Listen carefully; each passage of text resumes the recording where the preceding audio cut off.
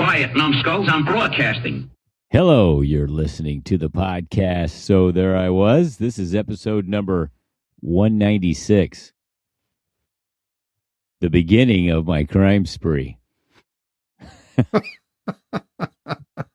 and listen, what a crime spree it was.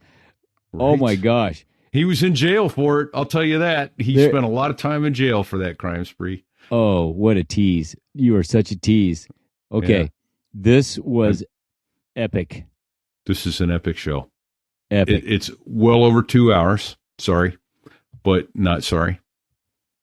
No. This is our third prisoner of war, our second Vietnam POW, and we're humbled in the presence of greatness. What a with grace and what a true humility, true gentleman, and like you said, there were other guys who suffered more than me. Yeah. Oh dear God. Oh dear God. No. 6 years. 6 years in captivity. Shot down in 1967, June 30th, 1967. Coming off of a target, they were bombing a bridge in northern Vietnam, and oh my gosh, what a gentleman! 1960. Let's see. 1962 grad of the Naval Academy. 1962 grad of the Naval Academy. He ended up with 179 combat missions. He's one of the few that has one more takeoff than landing in his logbook. Yep. Right? And wow. Okay. Also, other show titles. We'll keep this tight. Okay. What's it like that to was be the beginning of man? my crime spree, right? Yeah. So, yeah. What's it I like missed my interview. Why? Because I was in prison. Jail. 25 years late to my United Airlines interview. Why? I was in jail. Oh my gosh. Yeah. And then, he had already put in his resignation so he could go to United. And then he was on an involuntary extension. It was another show. When he got, yes. I was on an involuntary extension. Yes, you were. I've used up 8 of my 9 lives, and we lost track of, somewhere around 3 or 4, we lost track, yeah. And we argued all the way until I landed. We argued all the way until we landed. One night into Da Nang. Electric banana peelers. Yeah. And then banana navigation. That's also another funny story. Yeah, oh my gosh. Banana navigation, right? Oh. You guys are going to love this. And Masher's his call sign. Mike McGrath, retired Navy captain, author of the book Prisoner of War, 6 Years in Hanoi. And sets some things straight. Started a question. You said, I'm going to start a question with 2 words, Jane Fonda. And he cleared up some urban myths on that. Yeah, he did. He didn't speak very sound highly like he has a lot of love for her. No, but he did set the story straight. And, God bless him. Yeah. Well, why don't we get out of the way, man? Because we should. We just warn you that this is long, and so take your time and go through it. In fact, we're thinking about possibly skipping an episode next week so that you can get through this, because this is well over 2 hours long, but worth every minute of your time. This man, been there, done that, got his 2 pairs of skivvy shorts and pajama shirts for 6 years, and lived it. Go to our website and look at his pictures. He's an awesome artist, and he drew pictures of different things from his memory of being in captivity, and it is stark and real and holy terrifying. The what do you call it? The Vietnamese rope trick. Yeah. That was almost another show title, but that was horrifying. I'm telling you, I'm going to have nightmares over some of those drawings. Yeah. But the last one is a very sweet one of his reunion with his wife and one of his sons there. Yep. So I think there's 2 sons in that picture. Hey, let's go. Let's get out of the way. That's it. Let's get out of the way. Let's listen to Masher.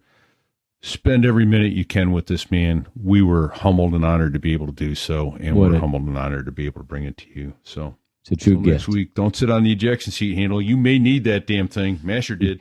He did. For real. This here is a true story about crossing the pond at night in the world's smallest cockpit, on the tanker, through the weather. Oh, and to the tanker crew who did that, thanks a lot. We really appreciated that. I'm just kidding. No, I'm not.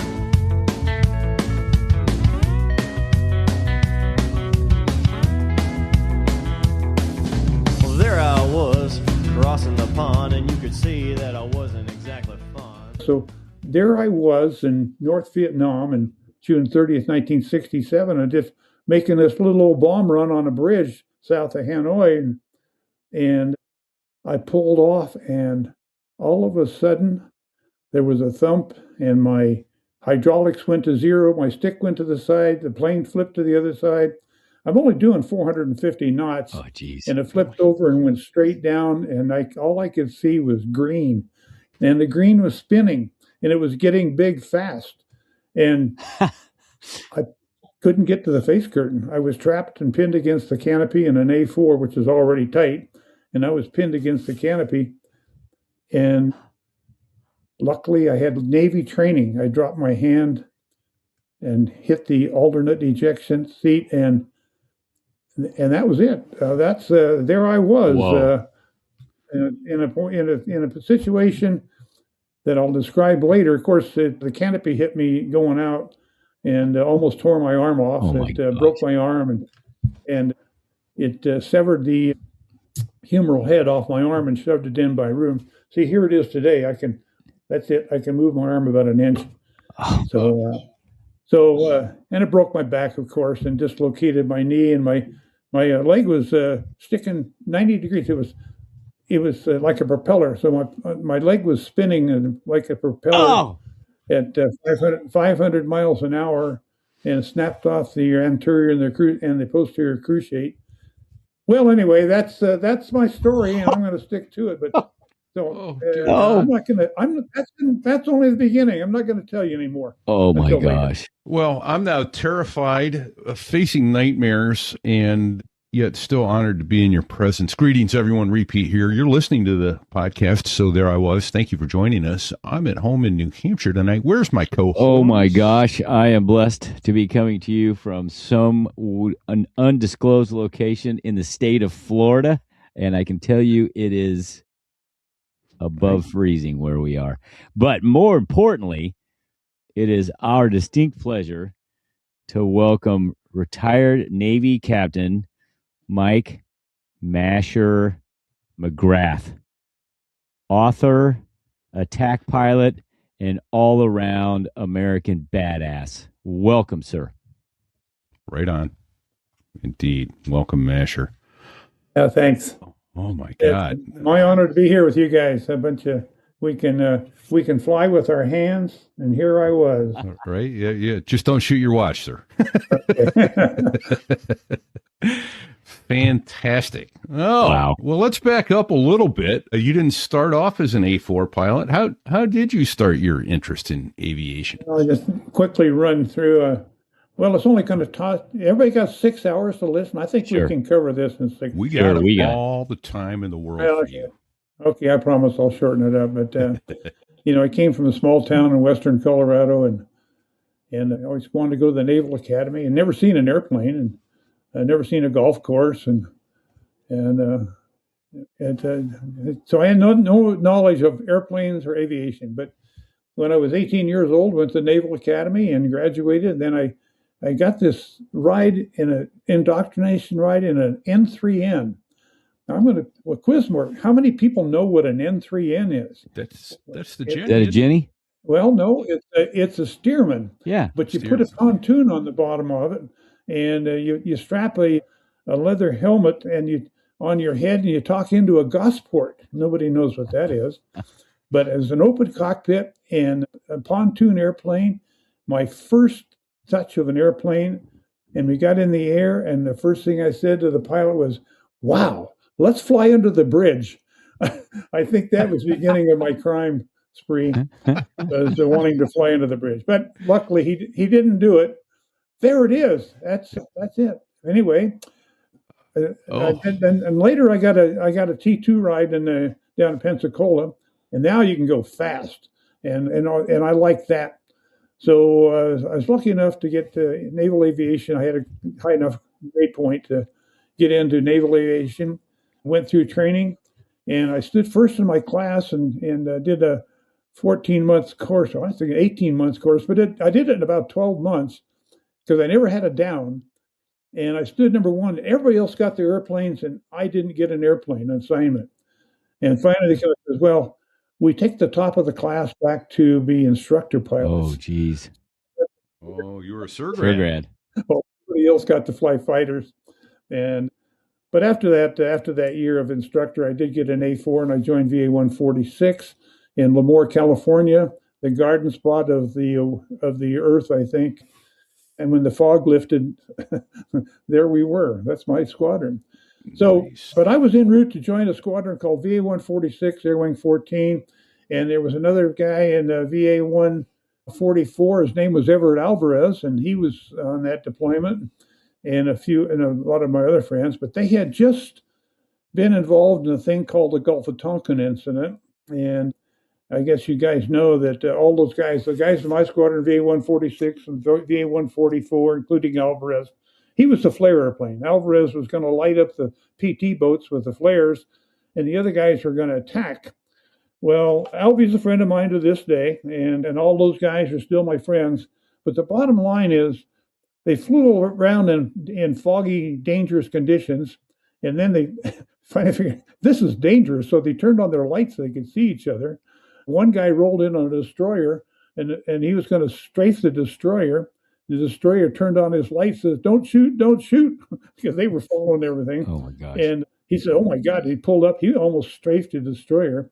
But the bottom line is, and CAG Stockdale was there, by the way, the bottom line was that there were no PT boats out there. And everybody landed and said, what are we doing out there? Two different carriers, airplanes, F-4s and A-4s from two different carriers. This is a Constellation. Okay. Everybody went to bed. The next morning, a message had gone out during the night. CAG Stockdale got up and read the message board, and there was a message from his carrier that said, oh, we were attacked by PT boats. We sank 2 and we damaged 3. And it was right to Washington. And Stockdale says, what's this? We didn't debrief that last night. Well, we figured out over the years, I think it was a false message from CIA to the president, which started the air war in North Vietnam. Oh, my gosh. And it's written about in Stockdale's book and other books. But sure. If you want to start a war, just write a message to the president. Wow. Yeah, no kidding. Huh? I ended up flying 157 combat missions from Ranger, that cruise. And at the end of the cruise, I said, all the guys are jumping out and going to the airlines, and I want to go too. I want to be an airline pilot. So on January... You jumped out and went somewhere else. Well, January 22nd, 1967, I put in my letter of resignation, and my squadron commander's jaw dropped, and I was on the way. I'd been to Denver and talked to United, and I'll be in class in June in Denver, Colorado with United Airlines. And it turned out that I showed up for my interview 25 years late. Ooh. And they said, where were you? And I said, well, I missed my interview because I was in jail. Well, we did have a big laugh about it. Yeah. This is 1992, 25 years late. I showed up late, and I did, after all those years, I can only use one arm, but they said, well, you can still reach the controls and the circuit breakers, so you're hired. So I got hired at age 52 in the United, and that was another career. How about that? You got any questions so far? No. Fantastic. Oh, man, right? This is gold. I don't think we've very often hit show titles. I know. I so early on. The beginning of my crime spree. That's probably my favorite. Oh, my gosh. Yeah. That was fantastic. I was thinking of naming it after your book, which we'll get to in a little bit, that you have a book out. But I'd like to back up just a little bit, if you don't mind, and chat about high school and the Naval Academy. How did you decide to go to the Naval Academy? I didn't know about it when I was graduating high school. I wish I had. Yeah, Well, the Naval Academy had a program where the top students would take, and for Christmas leave, they'd take movie projectors and films back to their hometowns. And then they'd get hooked up with people like Lions and Kiwanis and Rotary service clubs. And they'd invite students from the high schools to a luncheon. And I happened to attend one of those, and they showed this thing, which would be the equivalent of, remember Men of Annapolis, the TV series? It's an old one, John Wayne type things. And I saw that film at a luncheon, at a Rotary luncheon by a guy that went to my high school, but he was in the Naval Academy. And I said, wow, that looks like fun. And during that time, I was a good wrestler. I was a district champion and had a good wrestling career from a little high school. But so I applied to the Naval Academy. Well, the first year I didn't stand too high, so I went to the University of Colorado, and I wrestled there on the team as a freshman at the University of Colorado. And I reapplied, and this time they said, well, your grades are much higher and you're doing better, and you have a dual appointment to Air Force Academy and the Naval Academy, your choice. And I took my physical in Lowry, in Denver. And those kids were going to school in World War II barracks that looked like square boxes. I said, at 18, I had no idea what was going on 70 miles down the road at the Air Force Academy. It was under construction. Okay. So wisely at 18, I said, I'm not going to go to school in those barracks. I'm going to go Navy. So, without any real knowledge, I just chose Navy. It's just luck. And little did you know that it's the Air Force prides itself on the finest quarters, all the services. Yeah. But anyway, that's it. So I did have a fun thing, but kind of the one good thing of my wrestling, it did help me in later life, and survive Hanoi, was I was tough. I was a tough little kid out of a small mountain town in Colorado, and they had a big tournament there at the Air Force Academy. They had all these new recruits.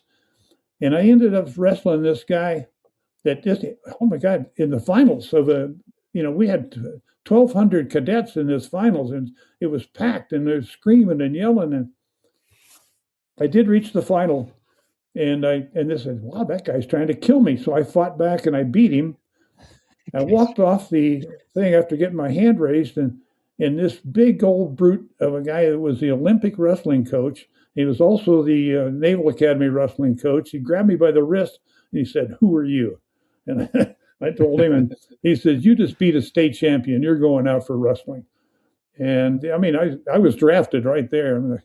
So they had me for the next 4 years. And I was varsity for 4 years and was captain of the team and went to the national championships and wrestled in the nationals and placed a couple of times in the Easterns. And I always like to say, I beat some of the good guys, and then I got beat by the underdogs. So I was just an average wrestler, but the experience did give me the toughness to make it through Hanoi years later. You don't know why. Yeah. You don't know why you got all that character, but in the end, you figure it out, right? So, sir, what year did you graduate from the Naval Academy? I graduated high school in 1957, Naval Academy in 1962. So it's for all our listeners, it's ancient history, probably before most people were born. But here I am. 62. Yeah, so well, and we had some famous people. Roger Staubach was a freshman when I was a senior, but we didn't know who he was because he was only a freshman. Right. He became Roger the Dodger the next year, and the guy ahead of me that used to get dressed next to me was a guy named Joe Bellino. He was an Iceman Trophy type guy, and he was about 5'8", but he was so fast nobody could catch him. So Navy had some good teams back in the time with Roger Staubach and Joe Bellino. I was never a very good ball player, but I was a good one-on-one. Okay. Wow. Fantastic. And when you went to go ahead, Vic. When you went to jet training, was that in Meridian or Kingsville? Yes, I did. We had the T2A, which was underpowered, but it was a nice little straight wing trainer. In later years, I got to fly the T2, I think it was B or C, with the T30 was a T-46 engines, Yeah. TP-46. Had the T-38, the turboprops. J85s, or General Electric. No, not that. No, it was a turboprop. But anyway, T-34. when I was in Ecuador, 20 years later, I did get to fly the Ecuadorian T-34 with the turboprop power engine. Okay. Oh, yeah. So there's the Buckeye. Yeah, I got to fly that one. That's the T2A. And then later I went to 2 engines, I believe. Yeah, that's the model. That's the model So, repeat, and I flew. well, the 2 engines. You flew a single engine T2. Yeah. Wow. Yeah, single engine. I was single engine T2. And you took that to the boat. Did you get carrier called in that? Yes, I did. Okay. Yeah, that's my first carrier calls was off Pensacola. What was that like? What was your first carrier call experience? Well, that's kind of fun. The first thing you learn, you get through your training, and you're out there doing FCLPs over there at the Barron Field, which is Field Carrier Landing Practice. Yeah, FCLPs, and you do that in the middle of the night. And the same at Lemoore, you do it at 2 or 3 in the morning, and the air is real still and everything's dark. But anyway, when the LSO says, "Hey, you're ready to go to the boat," you're ready. And then the next thing he tells you, you're not taking an instructor, you're going by yourself. There's nobody in the back. And so all those students qualify with nobody in the back. They have to do it on their own. And you're right. I mean, you have chills going up your spine. It's just like your first solo. You remember that was scary to do your first solo. No instructor in the back. Right. And same way for carrier landings out there. They had a carrier assigned to Pensacola, World War II carrier. I remember it might have been a straight deck even.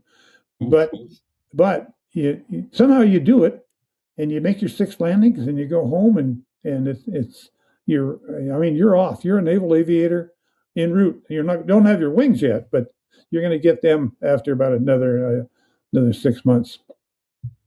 But it was exciting. Fantastic. Aside from landing on the carrier, which is always a close call, any close calls in flight school? Oh God, yeah. Ever tickle the handle? Well, I think I've used up 8 of my 9 lives, so I'm a little more careful nowadays. yeah. So I didn't have any. Just one. I was at full throttle on a cat that was loaded with bombs, and I was just ready to launch. I'm up at 100%, and the guy's he's gonna lower his hand for the catapult. All of a sudden, he starts running all over the place and saying, "Cut the engine, like this, cut. And I said, I wasn't going to touch that thing until he went with the proper signal like this. Yeah. And finally, he figured it out, and he did the proper signal, and I cut it back. Well, it turned out that I had blown out the entire engine shroud out of the airplane and wrapped it around the blast deflector. Oh. If they had launched me at that moment, I would have had 0 airspeed, and no thrust. But I would have had speed, but no thrust, and would immediately gone in the water. So that was one of my lives, I think, a close one. And there you go. Would you explain one briefly to our listeners why it is you will not go to idle when you're in tension and they're telling you to go to idle without the proper signal? What would be bad about that? Well, we're all trained, for perfect safety and with the correct signals. And if I had cut the engine and they launched me, they would have thrown a piece of lead into the ocean. Sure. And I was with it. And me with it, yes. So that was really important. You follow the correct signals. And for a moment, that guy was, when he saw the tail, the guts of my engine and tail and the thrust shrouding leave the airplane and go out the back and wrap around the blast deflector, he got so excited that he forgot his own procedures. And anyway, it's just I didn't want to end up as a piece of lead in the bottom of the ocean. Oh, fortunately, the shooter also saw that and didn't pull the trigger early. That was just one. Here's an interesting one. And we all go through this thing of, aviation is 1,000 hours of boredom interrupted by a stark moment of terror. Those types of stories. Sure. And I had one of those moments. I was Lieutenant JG, and I pulled off a strafing run behind the commanding officer. Well, actually, he was the XO, and the XO pulled off this target, and I pulled off with him. We're doing 450 knots, and as I'm running with him, wham! And I just like that, wham! My bulletproof screen shattered, and all of those little side panels around the bulletproof screen turned to dust and hit me in the face. And I had my visor down, but the glass shards went up underneath my visor and into my eye. And this is one of those no shitter stories. Okay. I was blind with an explosion I couldn't explain, and wind coming in at hundreds of miles an hour and whirling around in the cockpit, and I didn't know whether to eject or what to do. So luckily I didn't. I looked sideways. I could make out where the Earth was. I knew where the Earth was and where the blue sky was, and the engines were still running. Well, I got emergency vectors into Yuma. I landed in Yuma, and I got the airplane on the runway, stopped straight ahead, ambulances all around me. They jerked me out of the cockpit and ran me into surgery and the hospital, and washed out the glass in my eyes, and I got back to flying. So now you ask, well, what happened? Yeah. Why should a pilot, have an explosion and his screens things? Well, it turned out that the XO finally admitted that he had cleared his guns while I was rendezvousing on him. So one of those 20 millimeter bullets, oh boy, left his airplane and went right through my cockpit, right by my head, and went through the windscreen and hit right here. That could have been life number 2 as a Lieutenant JG. Yeah, well, I already wrote down in my notes, that's 2 lives. Oh, so. you're going to start counting, huh? Okay. Yeah. Oh, yeah, my God. Oh. This naval aviation thing sounds like a dangerous business. I'm not sure I want to do this, Fitty. I know, right? Well, Navy pilots, we have this philosophy, the bad thing's always going to happen to the other guy. It's never going to happen to you. Right? Yeah. That's the only way you get in the airplane in the morning. That's what keeps you exciting. Well, let's see. All right. Well, gee, wow. Okay. This is crazy. All right. Well, we've got you. I'll tell you what, we'll get into some combat missions here in a second. I want to get one more admin question out of the way, which is how did the call sign Masher come about? There we go. Of course, I didn't have a call sign going into aviation, but I reported to my first squadron commander of VA-146. By the way, V is Navy and A is attack, and so a light attack squadron VA-146. But my CO looked at my record and says, "Oh, you wrestled at the Naval Academy." He says, "I did too when I was a midshipman." He says, "I'm going to call you Masher." Well, guess what? That's been, Here I am a lot of years later. Wow. And still, all my Navy pilots and friends still call me Masher. So whatever your CO sticks you with, you're stuck with. Yep. Yeah. I was saying earlier, there's a lot worse ways to get a call sign and a lot worse call signs. So, since we're talking aviation, I'm going to give you. I've always been a good, strong pilot, so I didn't have too many emergencies or things. But one that really is, we call this life number 3, is I got in a dogfight over the Philippines. We were south of the Philippines, and I'm in an A7, and I've had a lot of experience in the A7. Echo, and there it is, and the A-146. Well, that's nice. So I was flying this, and I got into a dogfight at 33,000 feet with an F-14.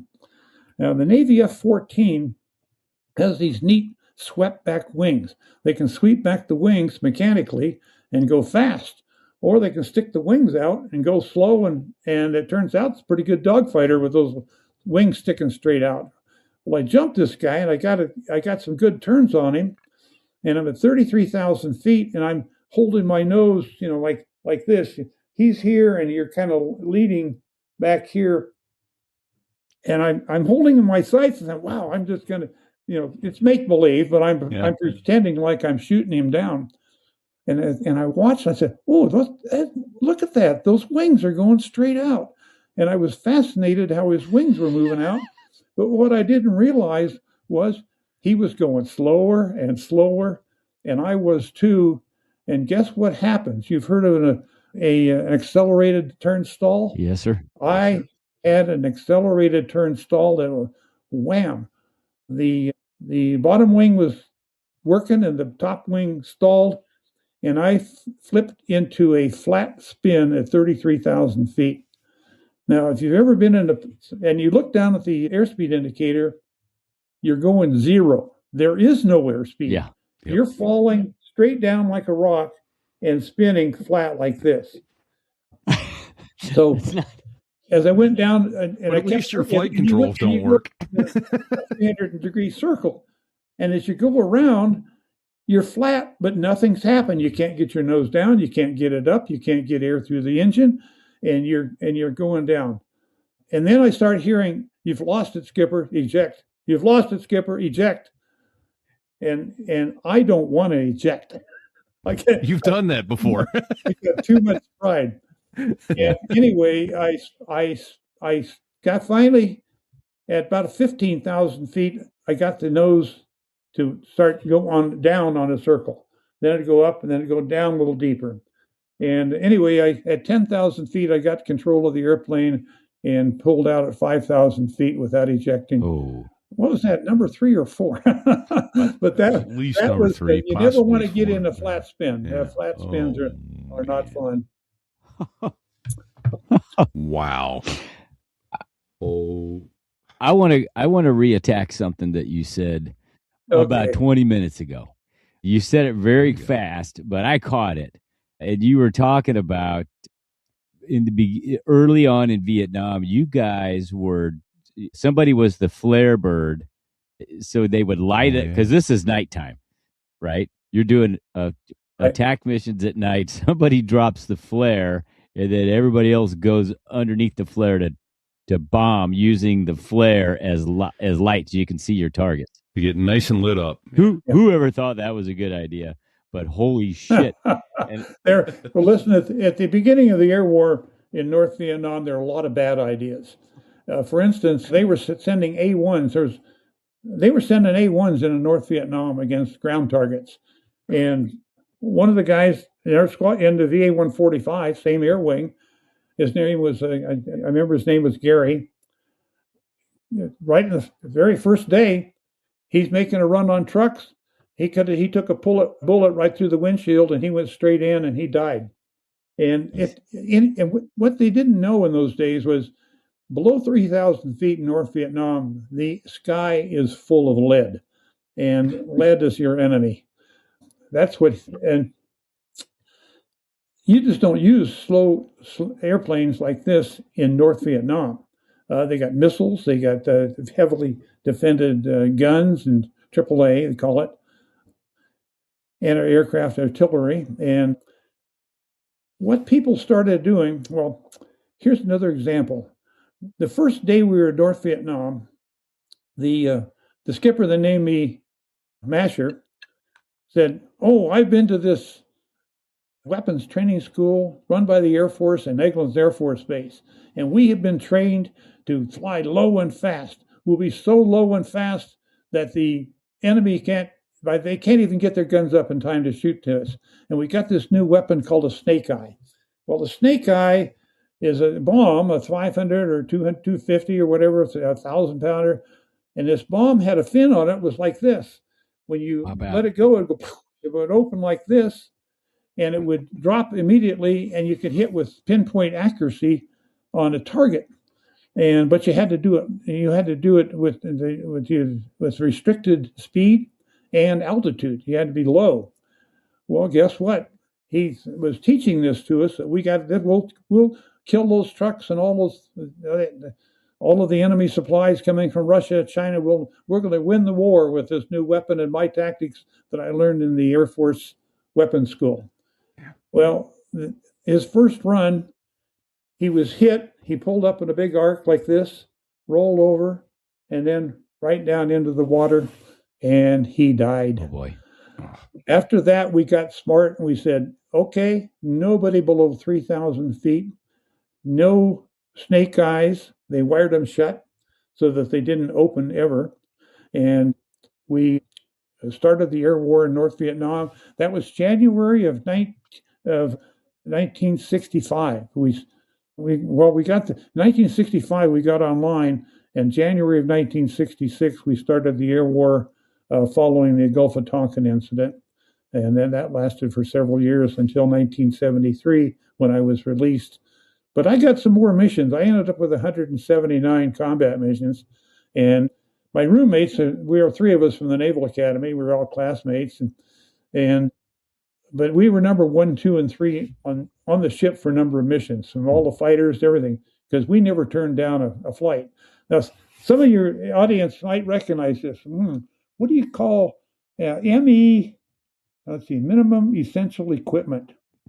Well, that's if it's MEL. minimum equipment if you're list. missing Minimum equipment list. well, we would have lieutenant commanders in the squadron that they'd say, "Oops, the 8-day clock is not working, Yeah. and it's nighttime and there's no moon." So they down the airplane, and then myself and my other two roommates, since we were JOs and junior in the squadron, we would be the standbys, in case somebody went down. Well, guess what? The lieutenant commanders didn't like to fly carrier landings at nighttime with no moon. Weird. And so the 8-day clock would go down, or at least they said it went down, Yeah. and we'd be up there. So we took all of the reserve missions and ended up with the most carrier landings. But my roommate that was right behind me ended up on his 200th mission was a direct missile hit over Hanoi, and he died 10 days after I was shot down. The third roommate ended up with 450 combat missions. He didn't get shot down. Holy smokes! Who was that? But that's the Navy. We usually ended up with 300, 400, 500 missions in ours. We didn't have the Air Force champagne bottle. We didn't get the champagne, and we basically had a philosophy. Well, we'll fly till either the war's over or we're dead, and we lost a lot of good pilots over those years. Wow. In POW's terms, of the people who survived the POW experience, of which there were 662 of us survived and got out back to the United States, 500 were aircrew shot down in North Vietnam. We had 500 people shot down. A lot of people dead, but 500 were shot. After we got in Hanoi, I'm going to tell you a little bit about the treatment and the torture went on, if you'd like to hear that. I'd like to get into that. The one thing I wanted, and you wrote a book called, geez, I'm sorry, I don't have it in front of me now, and I forgot the title escapes me. There it is. Prisoner of War, 6 years in Hanoi. Yeah, that's it. Yeah. Okay. That's my hands, my drawing of my hands in the help cuffs. Yeah. So here's the thing, and we're going to, for everyone that, go to youtube.com and search for So There I Was and look for this video.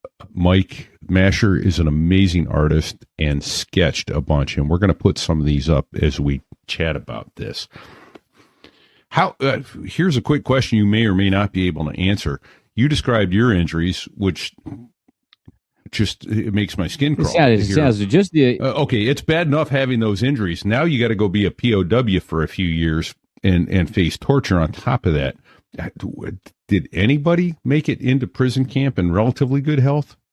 If you had control, your airplane was steady. You could, you put your arms in the right position, legs in the right position, and pull the right levers, and you could pretty well escape uninjured. Okay. But keep in time, most of us were shot down, and a lot of us were tumbling through space in odd positions. Yeah. So we had a lot of serious injuries, and it's just everybody was different. 500 aircrew, and I got to live with some of those guys, and we didn't get any medical treatment. When they torture your injuries. They're brutal. These are communist torture guys that are going to extract information out of you. And of the 500 people in there, 28 of us tried to stick to name, rank, and serial number and died in torture. So they killed 28 pilots up there. So we have their bodies back now. I lasted 3 days, and my back was broken. I think my neck was broken. I couldn't move my head, and the left arm was already broken and dislocated. And in torture, they dislocated the right shoulder and the right elbow, and I laid on the floor. That's me trying to relocate my left arm.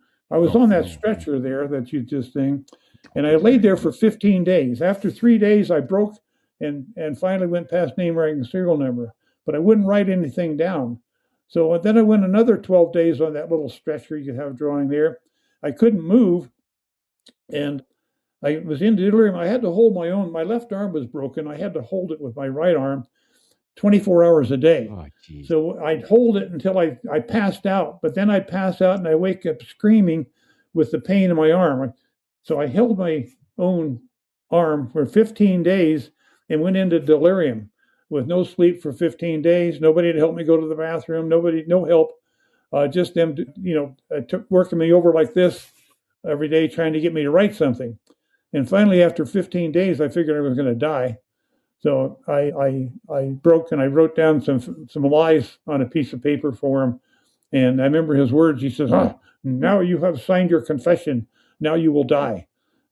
But they left me alone. They threw me in a cell on my back. And then immediately I went into delirium and with dysentery, where I'm pooping 30 and 40 times a day and nobody to help me. It was a mess. And it took me 2 minutes to get strong enough to sit up and to where I could sit up and I couldn't walk because my leg was out of place. Finally, a guard helped me get my leg back in place, and then they tied a board behind my leg to hold it. I had no idea it was hurt so bad, but it was just a floppy piece of meat. Yeah, torn. Yeah, and, there was nothing really holding the bones together. You had torn two major ligaments. It was just a floppy piece of meat, but they got it lined up. And they got a board. I tied a board to it and like a stick behind my knee, and that was the only medical help I got for 6 years. Oh gosh! Now there were people like Bill Metzger. Now he was shot down. He was shooting down a MiG, and here's your famous thing. Here I was, and then but behind him was another MiG, and he didn't know it, but he got shot down by a MiG, and he was blown out of the cockpit. And when he was captured, part of his hip was shot away. His what's the big bone underneath your butt? What's that? The femur. Femur. Yeah, the femur. His femur was broken in half. It was out, and half his butt was shot away. It was an open wound, and underneath his arm, this part was missing. This muscle it was shot away. It was open. So he after they quickly broke him and then threw him in a cell to see if he lived. And then with no medical treatment. So here you have an open wound with a broken femur, and he did get a roommate that helped him. What they did, they filled up a bucket full of water. We use these buckets as our waste thing. So all our human waste went into buckets, which we would dump out each morning. But they took this bucket and they pinned his leg against the wall. So he laid on his back for months and didn't move his leg for months. And he laid there in the nude. The maggots came in, and the maggots were cleaning out the wound. These guys were smart enough to keep the maggots because it eats the dead flesh. Yeah. And after several months, many months, his leg healed, the humor, with a 4-inch overlap here like this. Wow. So then he was there for 6 years. Healed back together, but offset. So anyway, his leg. And finally, after several years, the maggots went away and it pretty well healed up. Well, he had a 4-inch short leg, but he exercised with all the rest of us. He lived across the hall from me. Well, when we got released in 1973, he came up to me in postgraduate school and said, "Mike," he says, "how tall are you?" And I said, "Well, I'm 5'10". And he says, "Well, I'm 6'1". But he says, "The Navy offered me this operation. They can take 1 inch out of my good leg and put it back together and shorten it. And then, they can get that back together, but I'll be 4 inches short." He says, "But they offered to take 4 inches out of the other leg so that I'm on the same height and my legs the same length, because he had this big shoe with a big 4-inch heel. He hated it. Right. And he says, but when they're finished, I'll be 5'10". What's it like to be 5'10"? He was asking. I told him, what's it like to it's be not bad. 5'10"? I'm taller than some and shorter than some. But God. anyway, he took the operation and got back on flight status and finished out a Navy career and retired as a Navy pilot and guess what his nickname is? Too tall. Shorty. Shorty? Thumper? No, Shorty. Shorty. Oh, Okay. that's all right. But anyway, we had a lot of guys like that. Now, my arm, I had the same, I call them the John McCain arms. He was in an A4. It breaks his shoulders. Bipolar. Most of the A4 pilots had broken shoulders. As you remember, that cockpit was so tight that if you're touching it, it broke your arms. But we had some really serious injuries. And then you had, on top of serious injuries, then you had torture injuries. Now, CAG Stockdale was one of the worst. He not only was all broken up, Was he the CAG when he got captured? Yeah, CAG Stockdale. Yeah, we called him CAG. That's what we all called him. Holy. yeah. And he was an air wing commander. So he was a senior ranking Navy pilot in the Vietnam experience for many years. But as a senior officer, they tried the hardest to break him. We figured he was broken over 20 times to a blithering pulp idiot, trying to lie his way out of things. But he would always come back and say, guys, I'm sorry, with the TAP code. We're going to talk about the TAP code communication, but he'd come back and say, I'm sorry, I broke, but don't you guys break. He said, if they break you, resist only to the point of not losing control, like a limb or an eye or an ear or something serious. Break, give them the minimum information you can, and then come back to bounce again and resist again and make them break you again. And he was our leader for advice and policy for years in the toughest of times. And I got to live across the hallway from him, but never got to know him personally, but I did get to know him with the TAP code. And I think we ought to talk about that TAP code. Yeah, absolutely. I want to get there. I have another question, though, before this. So these injuries and the torture are unspeakable. Oh, they are. How did you learn to live with the pain? I mean, I get a headache, I go grab an aspirin. How did you learn to cope with the pain? Oh, we'll get to the TAP code here in a minute. But I mean, the drawings from your book, I've got one up now where they're helping you practice your morning yoga, as you put it earlier. Yeah. This is not how animals of prey treat their that particular drawing depicted parts what we humorously call the Vietnamese rope trick. And the Vietnamese rope trick, they rotate your arms from behind your back over until your shoulders dislocate. Oh, good golly. And if your shoulders don't dislocate, they tie a rope around your wrist and hang it over a hook in the ceiling and hoist you up and let you hang until your shoulders dislocate. And believe me, the pain that you mentioned is so intolerable that you want to die. And I remember I kind of prayed that I want to die. I believe it. But they wouldn't let you die. And unless they accidentally had your mouth stuffed with rags and you suffocated. Yeah. So, but the pain is indescribable. For my first 2 months, I lived with this terrible, terrible pain. I couldn't sleep. I was in and out of delirium, and I couldn't hold my wrist like this. This is how I held my broken arm. And if I fell asleep and dropped it, it woke you up. It wake me up screaming. Sure. Yeah. And thinking about screaming. But guess what? I was this is in the month number 2. I hadn't sat up for a month. They would bring me in a bowl of rice every day, and 2 bowls of rice kept me alive. And I lost 50 pounds real quickly over the next few months. But here's what I heard, and I want to give you guys a test. I want to see if you respond. Okay. Let me try that again. Can barely. Nobody's responding. I can't. If you're tapping, we can't hear it. Maybe tap your mic. Okay, Mike. I don't have a mic anyway. Okay, tap your computer then. I'm tapping shave and a haircut. Oh yeah. Dun, dun, dun, dun, Oh. dun, What's the dun. response? Yeah. There you go.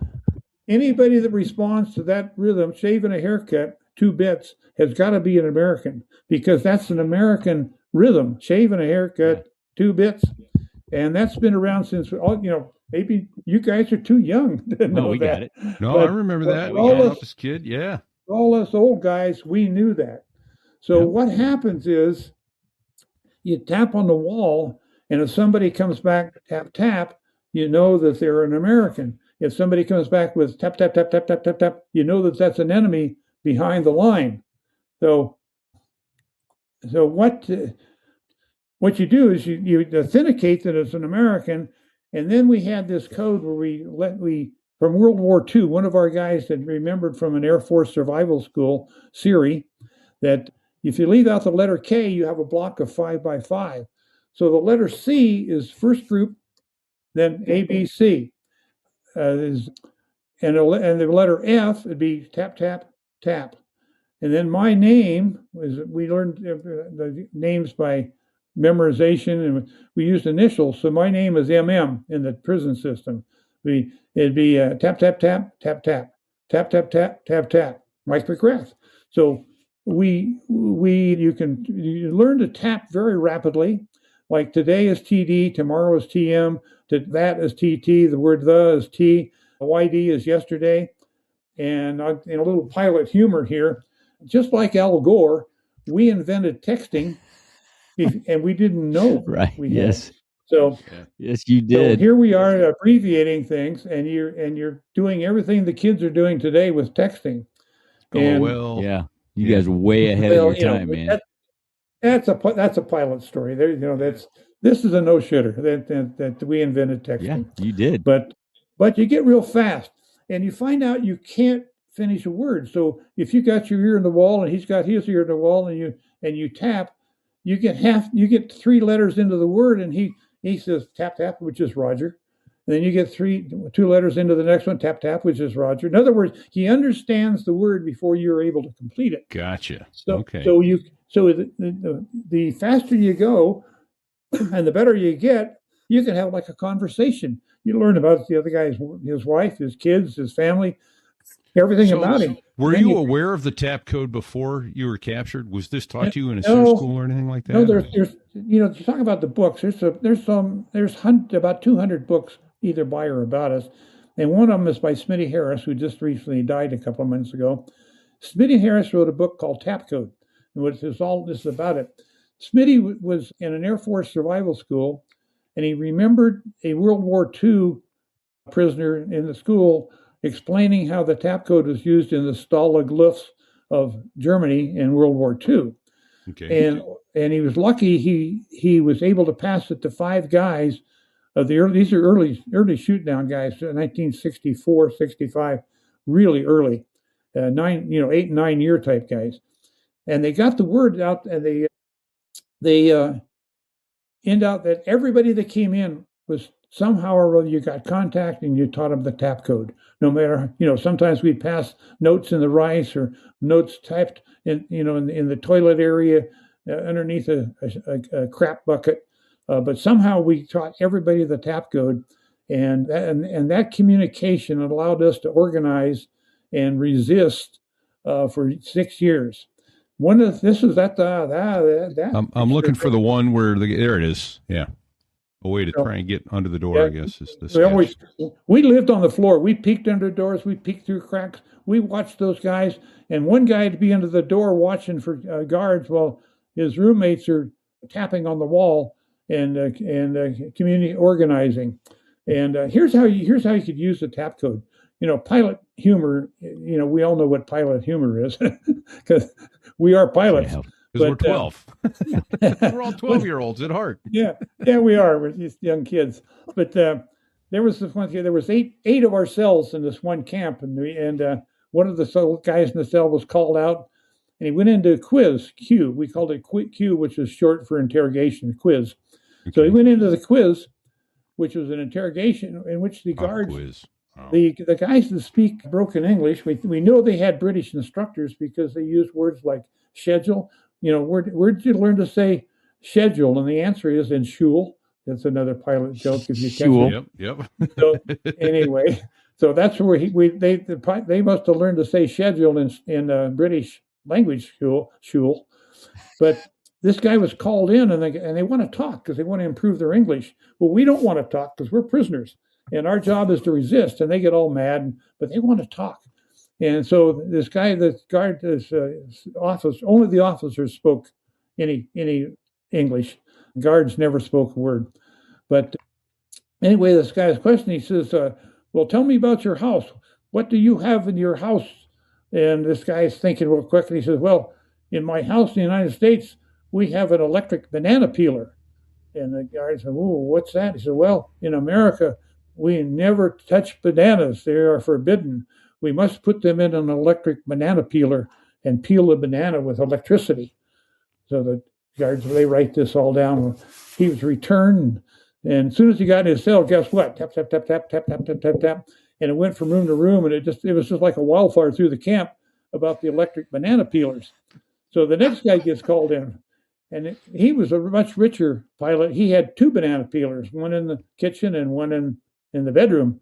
Well, by the end of the day, people had 10 and 20 banana peelers in their house. And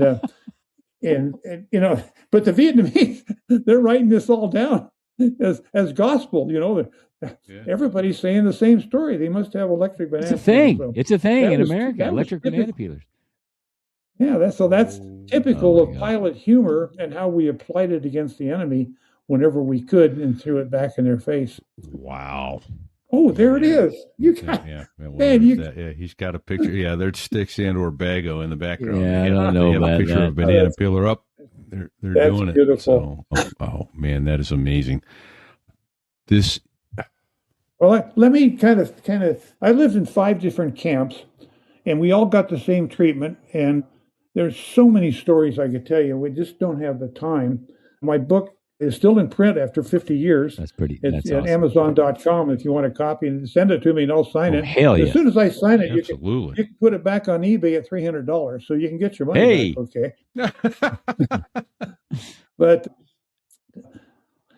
let me just say that here we are. We're all Air Force and Navy with a sprinkling of Marine pilots up there.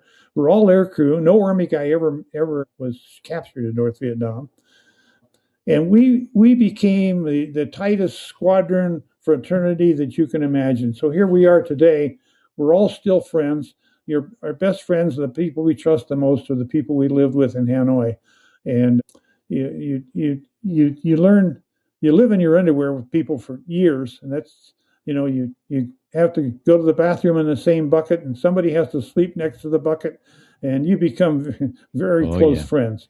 But in my 5 camps, the one that was most interesting was at the end of the war, when the war was heating up. They moved 209 of us up to China, and we were in the China border in a camp called Dog Patch. And again, our humor, we had a vote, and finally the vote was, we're going to call this place Dog Patch. And it was a pitch black camp under a triple canopy right up against the Chinese border, because they knew our rescue teams, like the San Tay people, would not come get us up there. And there was 9 people per room, and we had rats, and we had crates, bamboo vipers, and cobras up there. We killed in our rooms. Boy. Luckily, nobody ever got bit by. None of our POWs died by snake bite. Several guards died by snake bite because they had to patrol at nighttime, and sometimes a snake would get them. But that was the room. It was so dark we couldn't see each other. It was pitch black. So I had a guy moved in with me, and I talked to him for 3 days, and all of a sudden they came in and jerked him out, and I never got to see his face. I didn't know what he looked like until we got back home a year later. But so that was my darkest, most dreary time. And the living conditions, can you guys imagine this? I mean, there's so many things. Okay, you got to go to the bathroom. Okay, and you got diarrhea or whatever. Well, we got 1 piece of toilet paper per month. So if you unfold, it was a big piece of brown paper like this. Think of unfolding a brown grocery sack from Safeway. and you got to maybe it's 24 inches by 12 inches, and you get one of those per month. Wow. So you get very good. You tear off a piece 1 square inch at a time. Just what you need. Wow. And and you wipe your butt judiciously, because you're not going to get any more toilet paper for the month. Yeah.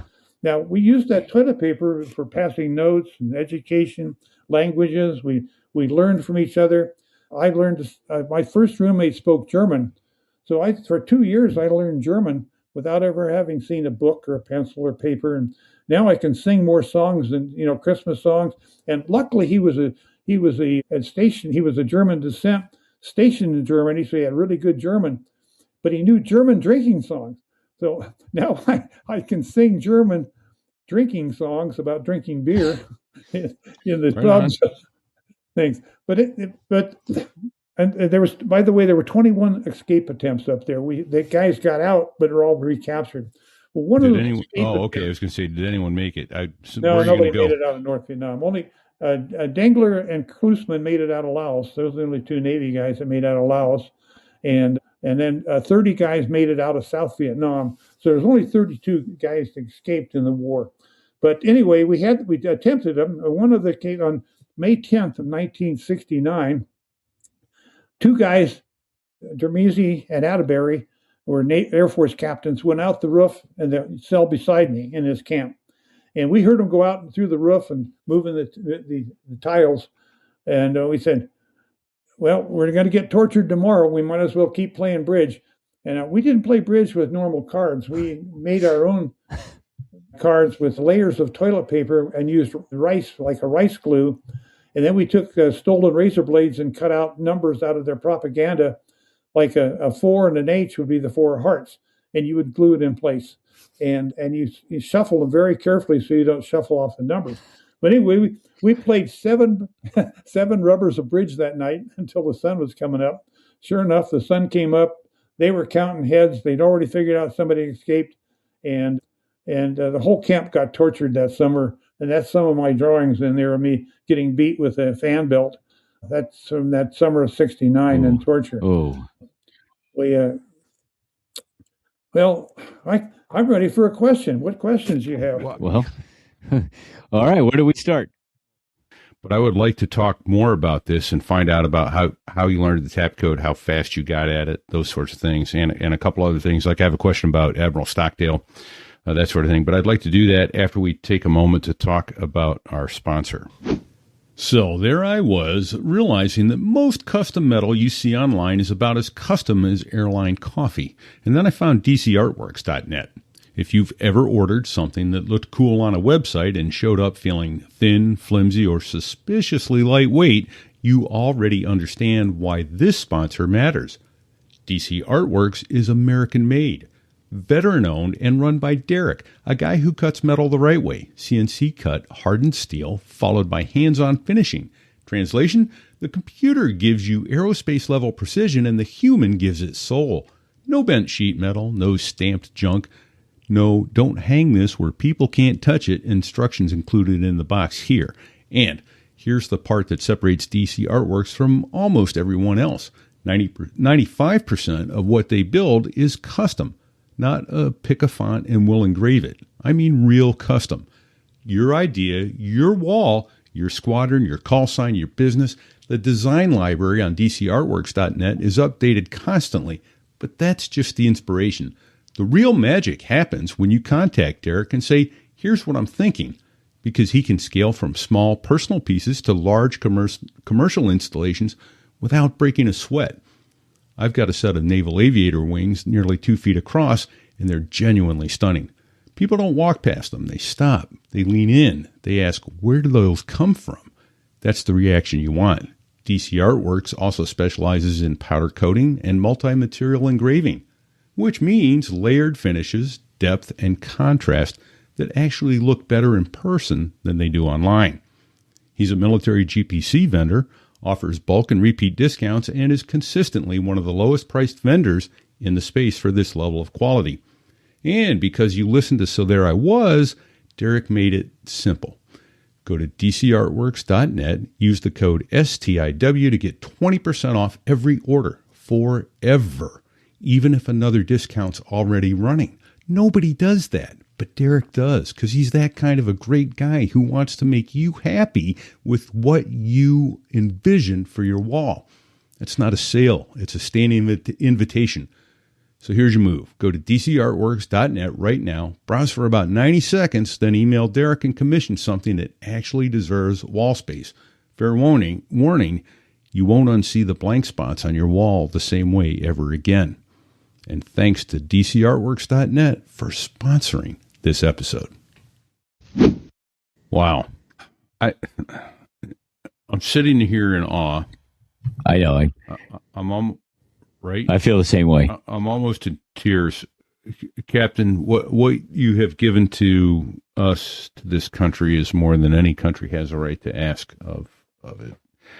And you've done it with good humor and grace, and you've managed to help keep the fraternity of former POWs together. And I'm just humbled to be in your presence. So let me state that up front. Ditto. Yeah. But, you know, I can't imagine what you endured. It's beyond the scope of human imagination. Can we? Let me just say something here. You know, Yeah. we just did our duty. We were all Navy and Air Force pilots, and we were well trained, and we were trying to intercept all those lines of supply and POL products coming down from that support the war, and we just all did our duty. So none of us call each other the heroes or anything. And just let me tell you a couple of interesting things. You know, a lot of our guys had served in World War II or Korea, and 95% of us stayed in the military after we got out. We ended up with something like 27 admirals and generals. We ended up with 8 Medal of Honor recipients. We ended up with doctors, lawyers, politicians, presidential candidates, vice presidential candidates, and surgeons. We ended up with, none of us had PTSD, which is one of the biggest frauds going on in our country right now. And in other words, the Navy and the Air Force really treated us well. We got back in 73, February, March 1973, and with Operation Homecoming. They were flown out by the C-141s right out of Hanoi. And the Army and the Navy, they treated us with respect. And Stockdale's words to us back in the thing was we withheld. His motto was return with honor. No matter what they do to you, return with honor, which we did.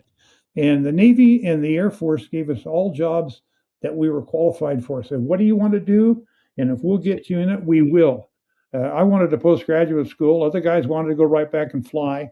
And even the guys that were non-pilots, like backseaters and weapon systems, if they wanted to go to flight school, the Navy and the Air Force sent them to flight school and made them pilots. They really treated us well, and that's why 95% of us stayed in for careers to this day. Now, and we all got educated too. We used each other as a database. Like after the escape, I ended up with a guy, Phil Butler, who spoke fluent Spanish. Guess what? After 4 years of Spanish, I am now fluent in Spanish. I was so fluent in Spanish that I took the State Department language test. I aced it. They said, you can do anything you want to, Chinese, Bulgarian, Slovakian. What do you want to speak? I said, I want to speak Spanish. And they said, this gets into pilot subterfuge. Yeah. Is they said, well, how many years of Spanish you had? I said, none. How many classes you had? I said, none. How many books in Spanish you read? None. And they said, well, you got to take the full 6 months course at DLI, the Defense Language School. Yep.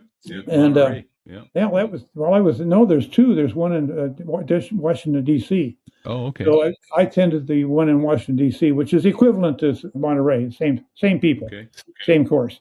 And so I had 6 months of Spanish and polished up my Spanish, went to South America, flew all over from Chile to Panama in a C-12, and served 3 years speaking my Hanoi University Spanish. Never having seen a book. Hanoi University. Working with presidents, generals, and admirals, all in Hanoi University Spanish. So we didn't just sit there and do nothing. We educated our brains. We memorized everything. I memorized every POW in the system. I had 350 names on my memory list. There's Will Abbott, Bob Abbott, Joe Abbott, Elva Alvarez, Atterbury, Austin Bailey, I got to say them fast. Yes. But they get in a rhythm, and you can repeat that 10 or 20 times a day, and you can remember everybody in the prison system and every fact about them. So I've got a question, and I swear this is not a smart ass question. How many former POWs have dementia, Alzheimer's? Well, at this age, Yeah, several. I get it. But Your memory skills are off the charts. Yeah, that's where he's going with are. it. Not it's the opposite of having memory But issues. you got to remember, they're guys just like you. They're smart. And one thing, when you're in Hanoi, you don't have television, you don't have a newspaper, you don't have books, you don't have a wife, you don't have a girlfriend. There's nobody to distract you. So your mind is spinning 24 hours a day. So if you grab a fact, tapping on the wall, if you grab something, you memorize it for life. And so I can still remember the conversations I had, the books that I had, we talked about. Shakespeare, I learned Shakespearean soliloquies, Dangerous Dan McGrew. You learn things that you're stuck with them for life. And when I got out, you want them or not, I guess. Yeah, whether you want them or not. And so Masher, we're to begin with, we're all pilots. We're all smart enough to get to that stage, so we got wings. So there's probably a lot of geniuses in our midst that we don't even know about. And there's some really smart people like just I'm going too fast. That's okay. Well, let me throw a name at you, Masher. Let me throw a name at you, and it's pure coincidence if you actually know who this individual is. He was in the, correct me if I'm wrong, repeat, but he was also in the Hanoi Hilton.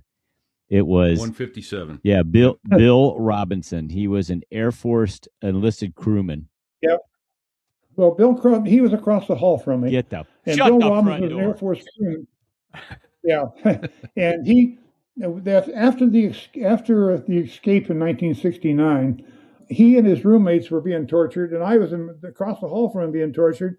And we get this tap of our community, and they're all Lieutenant JGs over there. And they were 03s and below in this particular camp. There was about over 80 of us in this camp. And these guys said, "Hey, we've got Art Cormier and Bill Robinson here in the room, and they're going through the same torture and the same trouble with the rest of us, and they're doing just as good a job as us. We'd like to give them a battlefield commission." Yeah. Well, I was living with Connie Troutman, who was a captain in 03, who started in World War II. That's how old he was. Oh my gosh. He was 41 and I was 27 when we became roommates. And he was the old man of the camp, but he'd been passed over for like 20 years. And he was the oldest flying captain flying F-105s in the Air Force. So he had 100 missions in Korea in F-86s. He had a lot of missions in an F-105, and he shot down, captured. He was shot in the chute. So when I lived with him, he had a bleeding leg. He had an open wound in his leg. Jeez. And my other roommate was a Mormon. A guard had shot him in the back of the head, and it opened his skull and bounced off his skull, and he had this open wound. So I'm looking at his scalp, or his skull, and he had an infected open wound. So I got Connie Troutman with a bleeding leg. I got the hard-headed Mormon. I know that's why he survived. He's a hard-headed Mormon. Jay Hinton, he's got an open wound. And anyway, so Connie, senior ranking officer, says, "Okay, devise a commissioning, give him an officer commissioning course with training as an officer, and we'll give him the commission, and then we'll let the Air Force test it when they get out." So they did that. Now that's 1969. We didn't get out until 73. Well, of course they get out, and here's these three enlisted men, Robinson's, Cormier, and who's the other guy you guys know. So anyway, we presented it to the Air Force. Well, the Chief of Staff of the Air Force turned it down. Then we had Flynn, the full bowl colonels. We had Flynn. Colonel Flynn, our senior ranking officer of all the POWs, the entire system, he took it to the Secretary of the Air Force. The Secretary of the Air Force turned it down. Then he took it to the Department of Defense. They turned it down. Then he did the unthinkable. He took the three guys, this commissioning thing, to the president, Yes. President Nixon. Yes. And he briefed Nixon on this and said, these guys did the same thing as the other officers in camp, and we think they should get a battlefield commission. And Nixon said, approve, do it. And all three of them got commissioned. They got the same data rank.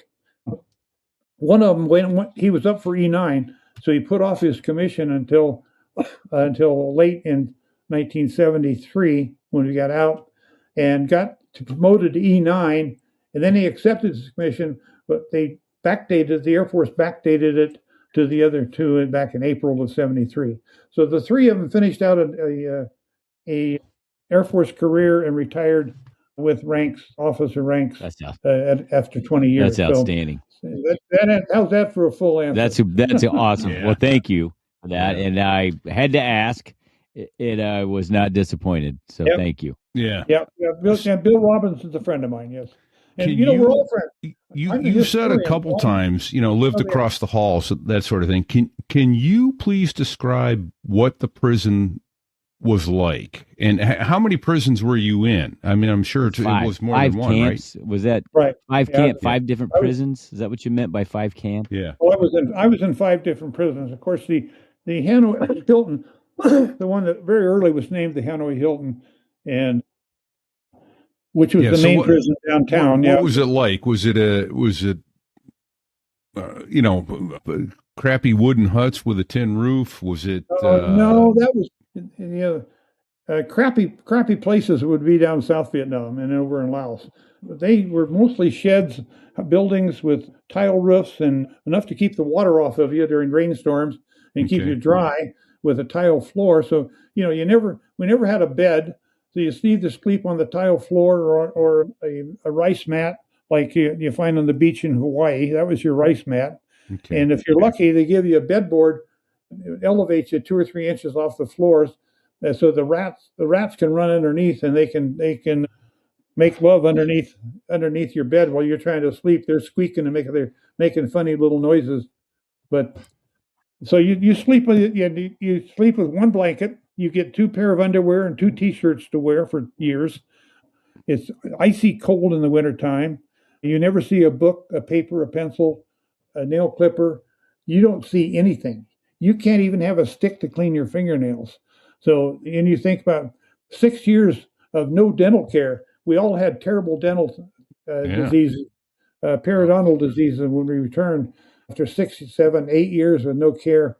You never see vitamins or proteins or meat. Never saw an ice cube or an egg. Never had and you shave with one. They made you shave because they didn't like the French with beards. So you have one razor blade for 80 people in the camp. Oh. So 80 people use the same dull razor blade, and you use Russian lye soap. We get a block of every 3 months. You get a block of Russian lye soap, which is like ashes and really rough, tough stuff. And you got cold well water.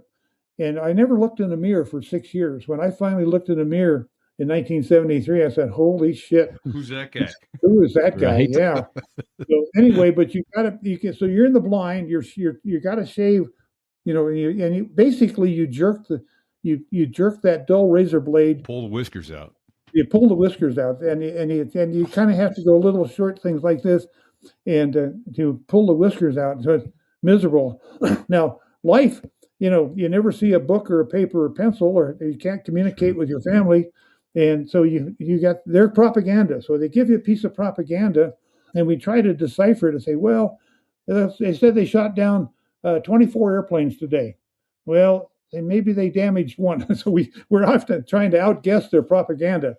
And it's all over the world, in Russia and North Korea and everywhere. Their propaganda is just, everything's exaggerated.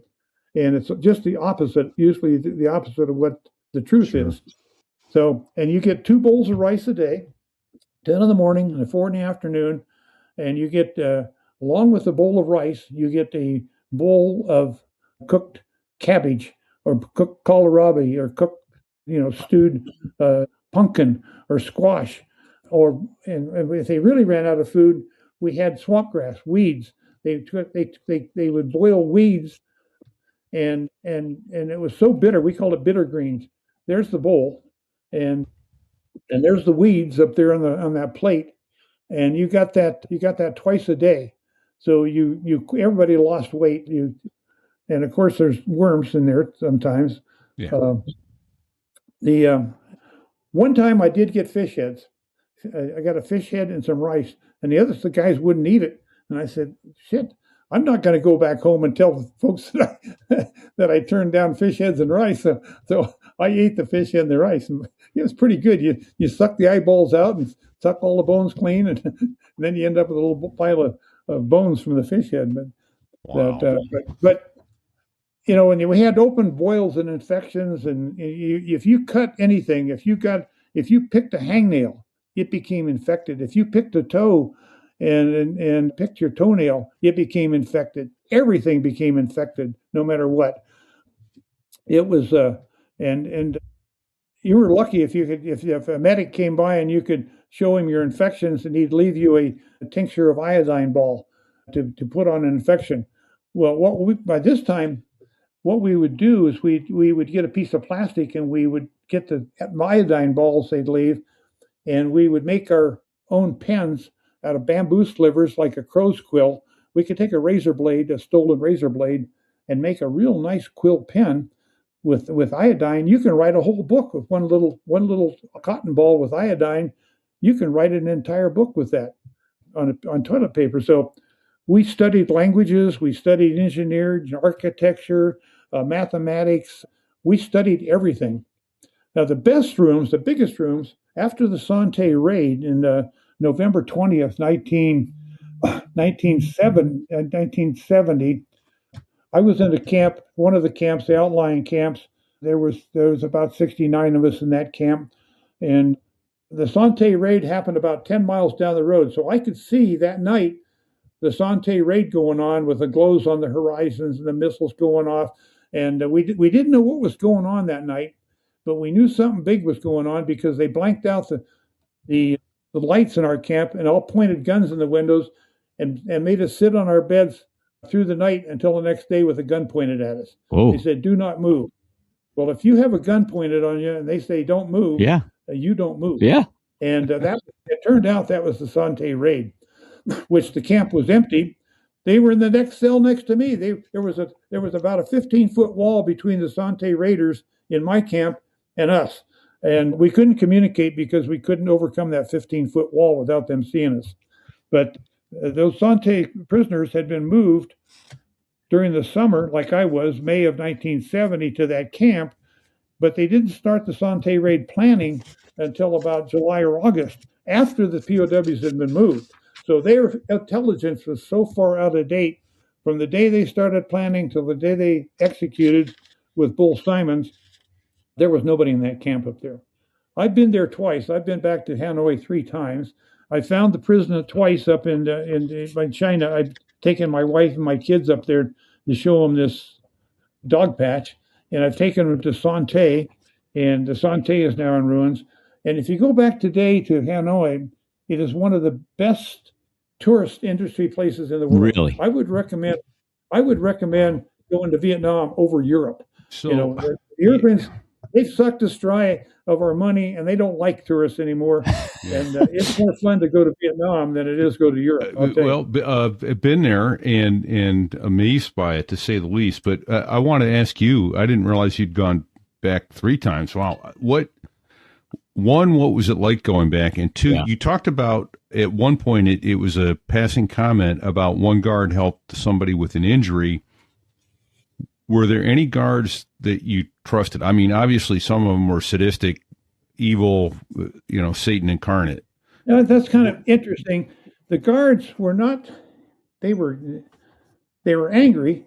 They pouted. They never smiled, and they never helped you. They were just like, wash, quick, back, quick, this quick little commands. in and out of your cell. But they were disciplined. It was a disciplined army. Their officers gave orders, and for instance, they were never allowed to touch you, slap you, hurt you, or be mean to you, because they didn't have permission to do that. They followed orders. And one example, Jay Hess, one time we were in a room in the annex, and by the way, all these camps are described in my website, and a guard slapped him. Now and we knew that was not bad. That was good. So that was not right. So we complained to the officer in charge that spoke English. Guess what? That guard disappeared for a week. Didn't see him. And after a week, that guard showed up. He opens the doors. We all stood up. He walked right up to Jay, and he said in English, which they couldn't speak English, "I'm sorry." And boom, he went out and slapped the door. So in other words, they had trained him to say, "I'm sorry" in English, and they had ordered him to go in and apologize to my roommate. Wow.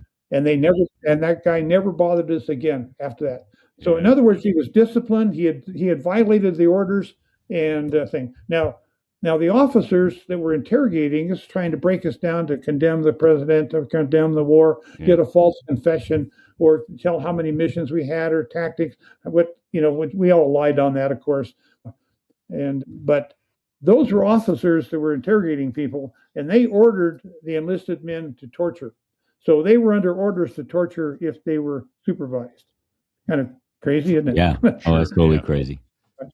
But in other words, the officers are always dressed, no rank. You can never tell a rank on a communist, but you can tell who's who. Have you met any of them? Any of your captors? No, there's the rabbit was the most fluent in English and considered himself the most efficient torture guy. Our DPMO, Defense Prisoner of War Missing Personnel Office, was accounting for people after the end of the war. They did get their government to order the rabbit to attend a meeting with the DPO personnel who were getting the bodies out after the war ended. And he's the only person that they ever got in front of any of our people, official people, government people, with a DPMO and now DPAA, the POWMIA accounting office. He's the only guy, and he just glowered. He wouldn't answer. He hated us so bad. He was a no help in our guys find anything. But the answer is no. We've never met anybody that's from that system or anybody friendly. They're all retired and out to pasture, and all the enlisted men have gone back to their farms and families. Masher, was the Hanoi Hilton in good shape when you went back? Was it was built 100 years before. It was built in the late 1800s. If you've ever seen the movie Papillon with Dustin Hoffman, that was a mirror image of our prison. Oh wow! So it was built in the 1890s. Papillon, that prison had the cement slabs with the iron manacles, with the leg irons, which you put your legs in at nighttime. So we slept on those same slabs that Dustin Hoffman slept on. I'm looking for it. There it is. There it is. So when you went back to visit, he's on mute right now. Yeah, we accidentally muted you. I have no idea how. So if you could unmute, sir. Sorry. Well, so no. Okay, there. What I meant to ask, or I guess what I should have said was, when you went back as a tourist, did you go? Is it still there? Is it a museum? Is it a tourist attraction for them now? Yeah, it's a beautiful museum. About 80% of the prison has been destroyed. My old rooms, where most of us were moved after into Camp Unity. We had 350 of us in Camp Unity. Finally, we all got organized in 1971 and 72 until the end. But they tore all that down, and they left the main entrance to Wallow, right there. That's a replica of it right there. I was a technical advisor on that set. But that looks like that's either a museum at Pensacola or up in Boston. I'm not sure which one that was. But they made a museum out of it. And of course, they got some propaganda on there, and they have John McCain's picture on there. And and they tell how good they treated us. And of course, it's all propaganda. Sure, yeah. But they did keep the torture room open. We called it the Green Nobby Room, where all of us were tortured, and that was in a section called New Guy Village. We had different sections of the prison we lived in, and they kept that room and with a hook in the ceiling. And I was able to photograph that before they remodeled it and made it into a souvenir shop. Oh my gosh! So, but that's a good museum. And then if you ever get on a guide, they'll take you to their B-52 boneyard with a lot of airplane parts and B-52 sticking out of John McCain's lake. There's the engine still sticking up in the air out of the lake. Wow! But they got a lot of good propaganda. Sure. Yeah. But they leave you alone. You can do anything you want in Vietnam, north or south, and as long as you don't photograph any military base, and nobody is that dumb. So you just follow the rules, and you can use your camera to photograph anything. I've stayed in Chinese junks in the bay down there with all those cars. I've lived out there in those. I've gone up in the mountains to Sapa, which was a French resort. And there's a lot of trekkers over there now. The trails, you can trek from North Vietnam through the Hmong areas all across into Laos and Cambodia, and you can follow trails all over Southeast Asia. And everybody treats you wonderfully. You can make friends. You can have and they're very modern. For instance, when this was 20 years ago, when I first got there, over 20, when I first got there, and they opened it up. In the hotel, it was like a 5-star hotel. There was mosquito nets. They feed you big breakfast. You take a lot of food with you for lunch. All you can eat for breakfast, and it was $50 a night, and it still is. Their dong is very, very stable. It's like 2,000 dong per dollar. Well, for $1 or 2,000 dong, you can get a beer, you can get a small meal, you can get a taxi cab rider. For $1, you can have the best life you want. In Hanoi. And then it's always fun to get up in the morning and go to the morning markets and see how everybody's selling their everything from worms and crabs and fish to meats and flowers, and you see how the Asians live, and everybody in their bicycles and their motorcycles. It's really a fascinating place to visit. Okay, next question. Were you ever concerned when you were there that when there were bombing raids on the north allowed, that you guys were going to get bombed by our own guys? Did that bombs ever get close? No, we knew our guys knew where we were. Okay. So we weren't worried about that. Okay. But I was up by China, so I'd never heard of B-52. I never heard a bomb in that Christmas bombings of 1972. So there was 209 of us up there in kind of this triple canopy jungle prison, and we had no idea what was going on. Except all of a sudden the Vietnamese are being nice to us. They started giving us cans of Russian meat, and they're giving us Russian candy bars, and they're smiling. And we would say, well, when we go home? They say, no, you never go home. You die here. And then they'd smile. And we'd say, no, we go home. They say, no. But what we didn't know was the B-52s were bombing at that time. And in the prisons itself, our guys were up in the windows, watching the B-52s that were shot down, and wings and fireballs falling out of space. 10 B-52s crashed around Hanoi, and we ended up with 52 B-52 prisoners in the Hanoi Hilton. I wasn't with them, but our guys that were in the windows cheering that on were ecstatic, and nobody was worried about dying. The Vietnamese were all they got in trenches and were all hiding, but the Americans were all up in the windows cheering. So it was, and from what I heard, nobody was worried about getting hit. Okay. But the bombs were close. I mean, it shook. The ceiling plaster would fall down on you, and the doors would fall off. It was very violent with the B-52s bombing up there. Okay, next question. Prior to you getting shot down on that fateful day, and let's see, it was June 1967. What was, were you flying 2 missions a day, a mission every other day? What was the day in the Yeah. life of a Navy attack pilot back? Well, for the Navy pilots, it was a short trip. Air Force pilots had to fly several hours from Thailand, and it was a long day for an Air Force pilot. Navy, you flew 2 missions a day, and every once in a while you'd be lucky and get 3 missions a day. You'd be lucky. So we would take off. We would take off. Yeah, we would take off, and we were only 10 minutes from the coast. You could see the coast from the carrier. You take off and rendezvous, and boom, you're in there in 10 minutes, fly your mission. Then you're back in holding. And so they were like 45 minutes to an hour mission. Okay. So you'd land, go down, get some lunch, and then go back for a night. So you'd fly 2 missions a day or 2 night missions a day.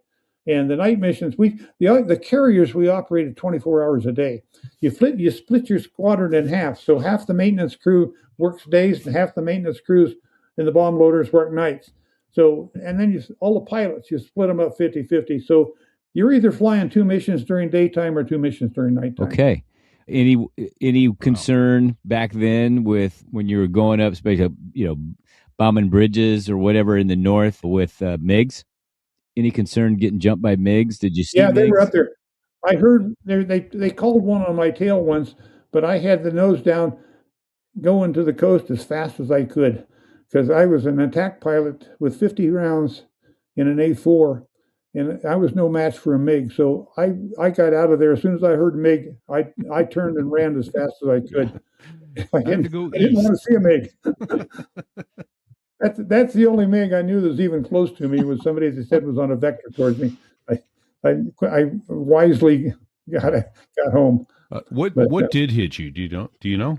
Was it What's that? AAA? Is that what got you? What did take you down? Was it AAA? Was it a missile, for me, a surface-to-air missile? I was between Thanwa. I was down by AAA. There was no missiles in the air, no MiGs in the air that day. It was AAA. So who knows what caliber, But they hit me.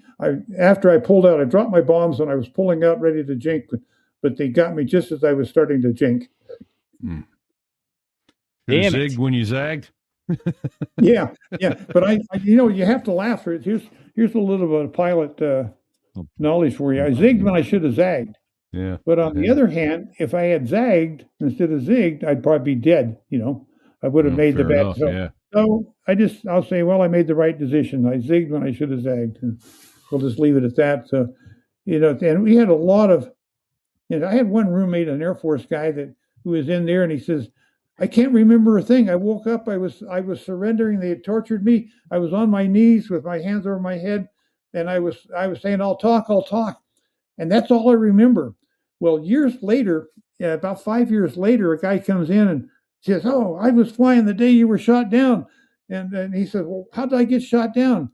And he said, they didn't remember a thing. He says, well, you took an atoll right up your tailpipe and it blew you up. We wrote you off as dead. We thought you were dead because we saw your airplane blow up. Oh, be darned. So he was evidently knocked unconscious, blown out of the airplane, and woke up, several days later in a torture room. So that was one of my roommates. So all our roommates, I had all these stories, and they were in my head. So that's what I tried to draw in my book, is what my roommates told me about. So at one point you talked about when you learned the TAP code, you realized you were not alone anymore. So how long were you alone? When were you first put with a roommate, and what was the maximum number of you in a given cell at the same time? Like I said, after 15 days, they got me to write them a false statement. They moved me into a room solitary, and I was only there like a day or two, and I hear the tap on the wall. So it took them a month to teach me the tap code, because remember, I'm flat on my back. I'm tapping on the wall like this, over my head, and the wall's right here, and they very painstakingly. It took them a month to teach me to tap, and I finally understand what they were doing and how they organized it, and then I could tap with them. And those guys had been there 2 years before me. They were 80. So that's like a baby learning a new language. Yeah, it is a new language, and your communication, but it's really valuable.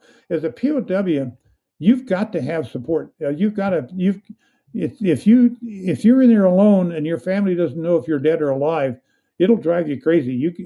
You'll do anything to get in touch with another POW, and if another POW knows you're alive, suddenly the weight is off of you. Say, well, maybe someday my family can learn my fate. So it's really important to get a hold of somebody and get into the system. Okay, I have another question, sir. Sure. I'm going to start the question with a name, Jane Fonda. Yeah. Well, I was. She was. Of course, everybody knows that. Yeah. And when I get asked this, when I give talks, I say, well, she's not worth talking about. Let's talk about something else. Okay, good. Because she's a communist traitor, and what she did was she came up there in the summer of 72. Well, that was the summer I was up in China, by China, or China's border, and so I did never hear her broadcast, but she made 8 broadcasts in which she told people to desert and cross over to the people's side, and the war is unjust and inhumane and all that, and you guys are bombing dikes and Sure. Well, she did all that propaganda, but I didn't get to hear it. But the other guys had to listen to it. We had each cell in the whole prison system had a little box about this big, and it was a speaker, and they had it wired up high where you couldn't get to it very easily. Sounds like SEER school. And you had to listen to their propaganda. Yeah. 24 hours a day, they would play propaganda. So they played her broadcast in their entirety. Now, an author named Hank Holzer wrote a book about Jane Fonda. And she should have been court-martialed, and she could be for treason. So he writes up an indictment. He's a constitutional lawyer, and he says she could be indicted today. All it would take is an attorney general for the U.S. to sign it, and they could indict her today. So she was bad, and as we know, during that time period. Yeah. Okay. Yeah. I remember the story that somebody handed her a note to bring back, and that's all false. That is false. If you look, okay. Right. Yeah. If you look on this Snopes, what I think they call it Snopes, and the different fact papers, you'll see that story, and right behind it is my rebuttal to the story. And my rebuttal has been following that story for the last 25 years. In 1999, the story on Jane Fonda and the belt and Sampson, Sergeant Sampson, and all that. That's all made up very cleverly by somebody who put it on the internet, and it's so good you want to believe it. It says, "Oh, that she betrayed POWs." It's all made up, but it's so good. It's been around for 30 years. Well, right, yeah. And wasn't it Abraham Lincoln who said if it's on the internet, it has to be true? So yeah, that's true.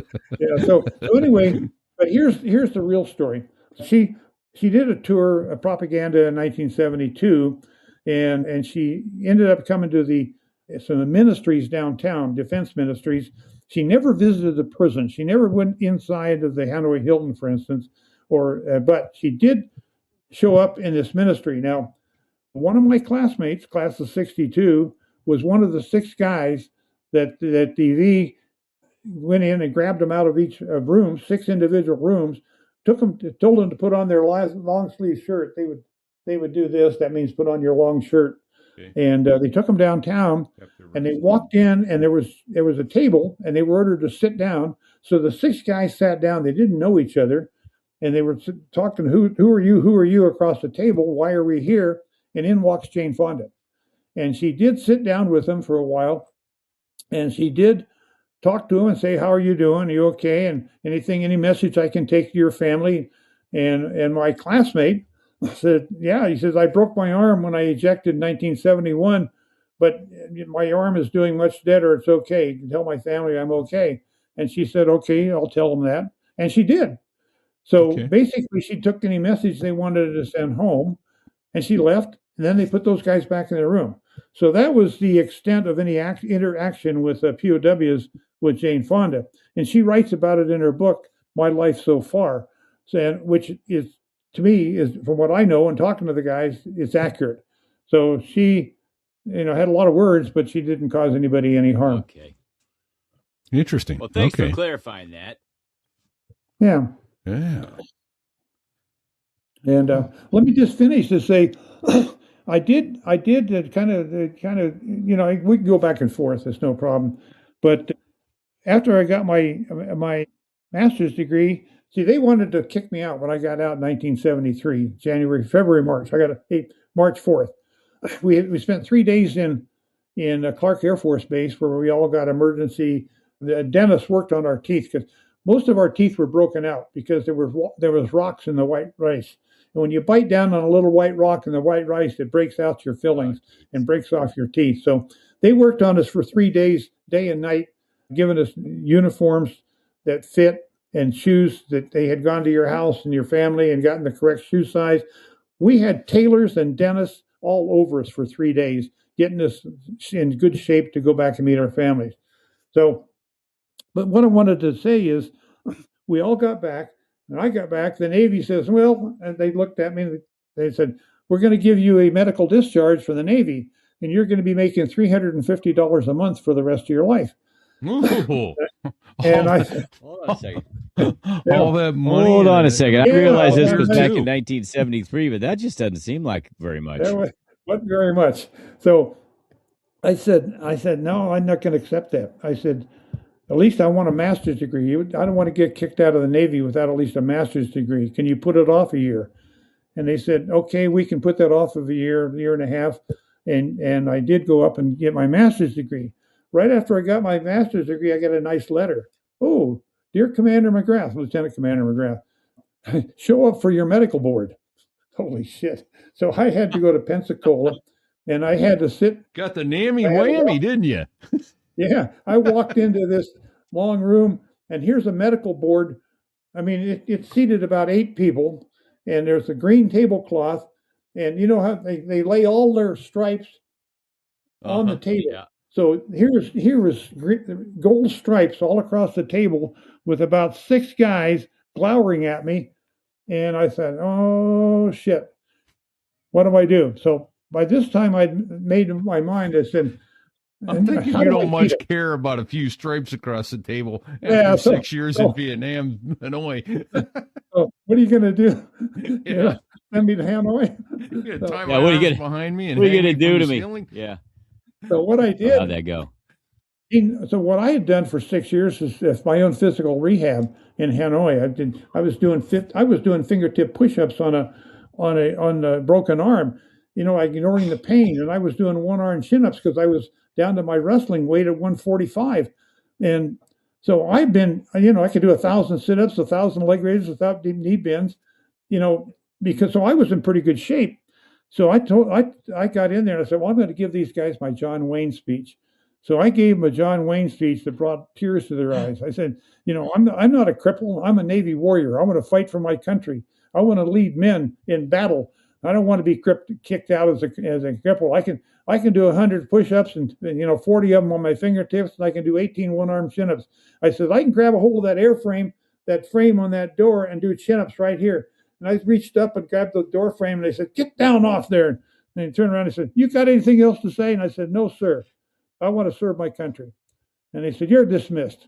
So I turned around and walked out the door, and I got 2 steps down the hallway, and I hear, "McGrath, get back in here." And I went back in there, and they said, "You got enough. Now go fly your airplane." And Wow. So then I finished out 24 years as an officer, and flew. I served a tour at the Air Force at the Naval Academy as a department head, and then I went to Ecuador speaking my Hanoi University Spanish and flew down there. So I flew for 24 years and retired as a 06 and Good. decided I want to be an airline pilot at age 50.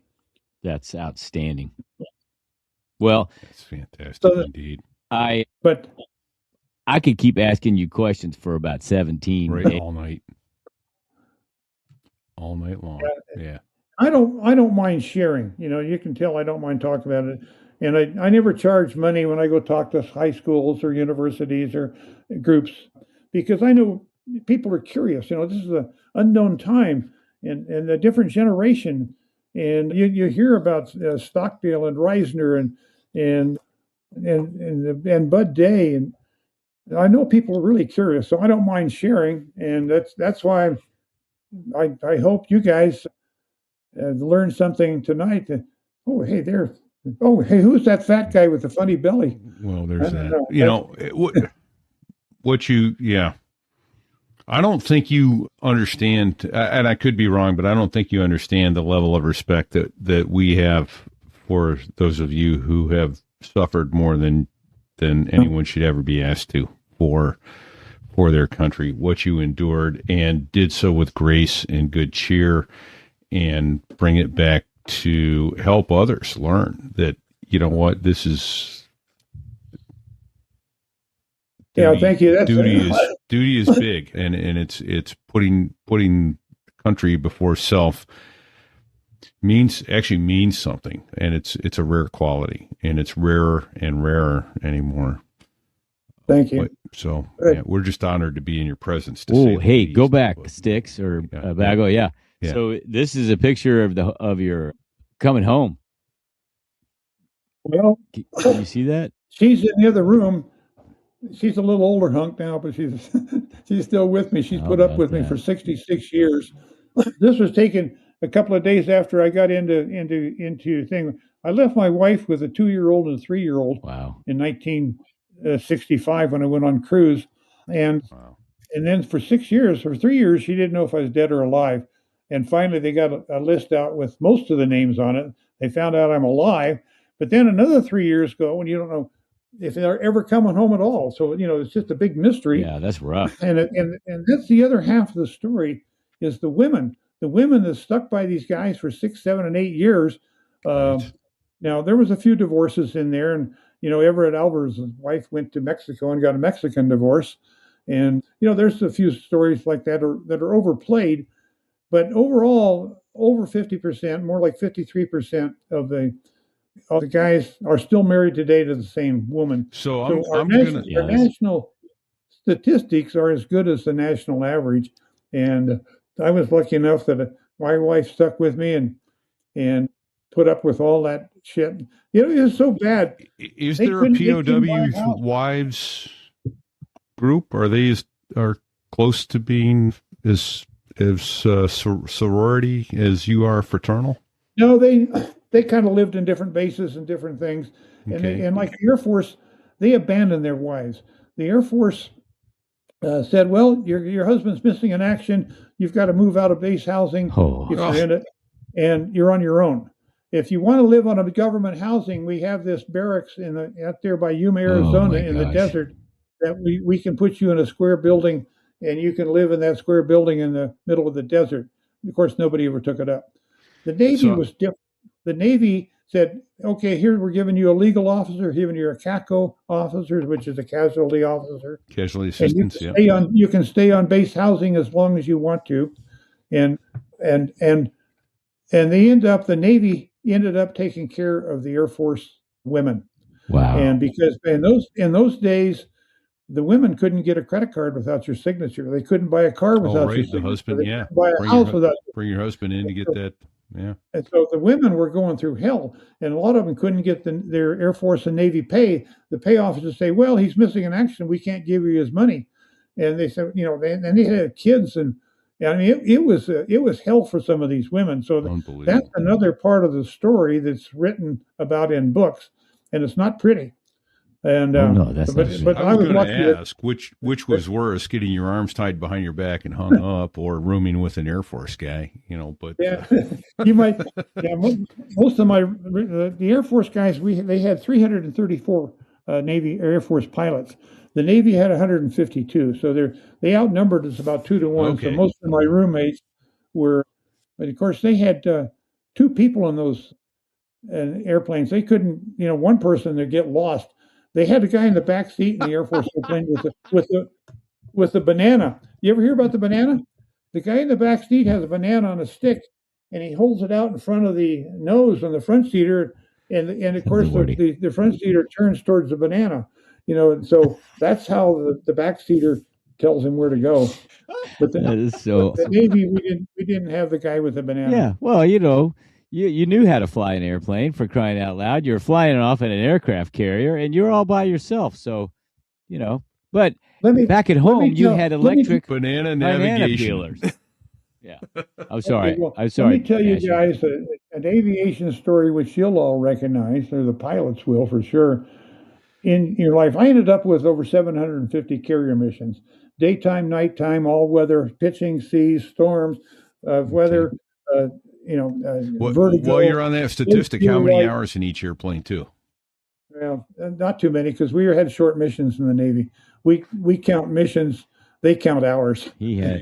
you go. They have lunch up there, and they get a rest period for 8 hours before they land. Okay. That's And about they right. count hours. But anyway, That's about right. here's a story for there I was, and this is kind of to tell your listeners what it's like to be on a carrier at Here we nighttime go. at sea, hundreds of miles from an airfield, and you're up there. The weather's turned bad. The sea is pitching, and on a ship there's three things. You got pitch, roll, and yaw. Well, pitching is straight up and down like this. Roll is like this, and then you get pitch, roll, and yaw at the same time, and it's Works. three things, and they call that Dutch roll. Yep. Well, Dutch roll is the most ominous. And you're trying to land at nighttime in a rainstorm with 200.5 overcast, and you're coming down with a low fuel light. You got a red light in your cockpit, and you only got one or two passes to get aboard, or you're going to have to eject and have the helicopter pick you up alongside the carrier. And you got vertigo. So imagine yourself with a low fuel light coming down in a storm, and you got vertigo, and you're going to pop out. You got 1 second to make one correction before landing. That's about it, 1.5 seconds or so, and you got one quick adjustment, and then bam, you hit. Well, that encapsulates the naval aviator and carrier landing at nighttime in the worst of conditions. It is scary as hell. And guess what? For the non-pilots, they might say, well, you really grip the stick hard. Well, for a pilot, you and I know you have it trimmed up perfectly so that you're just flying with your fingertips. You are not touching any pressure at all with those fingertips. You're flying like this. Yeah. Because if you grip the thing, you'll never get aboard on a carrier. And for the Air Force guys, they love to have an exchange tour with the Navy pilots. They'd love to compete with us.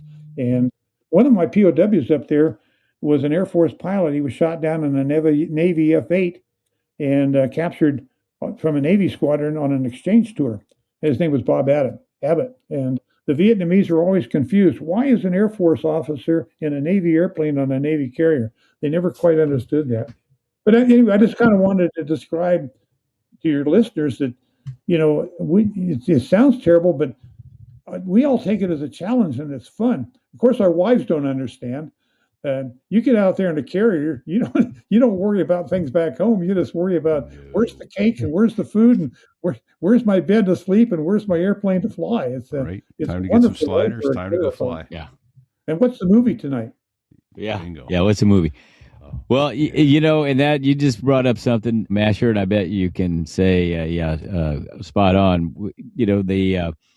You guys would fly a combat mission, but your heart rate would really be up when you came back for the night landing. Yeah. Is that about right? Yep, heart rate, that's true. And they've had monitors on that and studies on that. And they say that when you take a trap and you hit that wire, your heart actually stops for about a second. It is you're really pumped up.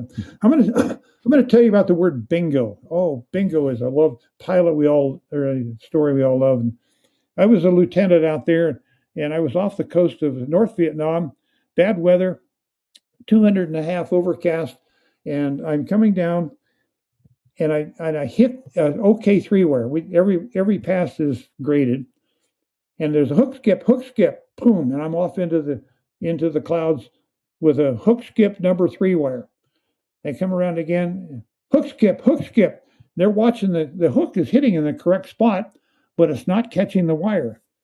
Well, I did that 3 times. Oh shit! And then I said, emergency bingo, and they said, you've got to get aboard or die. And I said, I'm down to minimum fuel. And they said, well, join up with the tanker. He's right ahead of you. He's waiting for you. So I pulled up to the tanker, and I'm plugged in, and we climb into the clouds, and I'm right up about 2 feet from his light, and I'm pushing tighter and tighter and tighter, and he finally says, "Well, we've been having trouble with the drogue all day, and it's not transferred fuel. You're on your own. Good luck." Well, I'm 200 miles from Da Nang, and I'm on low fuel. I only got a few hundred pounds, and so immediately my training, I started climbing with max power as high and as fast as I can get, and I pull out my knee pad, which tells a profile. And the profiles, to get your maximum range with a minimum amount of fuel. And I climb up to like 30,000 feet, then I slam it back to idle, and I glide into Da Nang at 3 in the morning, 3 a.m. And I call and declare an emergency and said, "I'm landing in Da Nang." And Da Nang says, "Negative, the field's closed." And I said, "Negative, I'm going to land." They said, "Negative, the field is under mortar attack. The field is closed." I said, "Negative, I'm going to land." They said, "Negative, you're not permitted to land. Pull alongside the shoreline and eject, and we'll try to get to you in the water." And I said, "Negative, I'm going to land." So we argued all the way down until I landed. And I rolled out. I rolled out with about 100 pounds of fuel, and which you guys know in a jet, that's only fume. Oh my God. Well, because your fuel gauge is plus or minus 500, right, on any given night. Yeah, God, yeah, yeah. So anyway, so that's for anybody that wants to fly Navy Air. You got to be ready for those things. That's right. That's right. Thank you. Wow. Just amazing. Masher. Well, I want to offer an invitation, and certainly don't expect an answer, but would love to have your wife chat with us about her experience through all of this. Oh no, yeah, no fat chance. You'll never get her to talk. Okay, all right. Well, I'm going to offer it. Like I said, didn't want an answer, but would someone who's hung with you for 66 years is probably a real interesting lady to chat with. So. Anyway, before we go, I don't know how you doing on time. We've got all night. It's up to you. Well, I'm going to mention one more thing. I got please do. Well, a couple of things. Please do. In my life, the kids grew up. They went to the Naval Academy. They became aviators, and my grandson went to Naval Academy, and just this week, he joined United Airlines as a pilot. So that's a big deal. He did 10 and a half years minimum time with the Navy, and jumped into the first class a week ago. So I'm really proud of him, following in my footsteps as an airline pilot. And he'll fly in the reserves too. He flew the EP3, which is it's old. It's probably 50, 70 years old. And like he said, he's got more emergency training, more engine shuts down than any other pilot in the Navy. And he said there's an emergency. So he's well trained. He'll be a good asset to United. Yes, he will.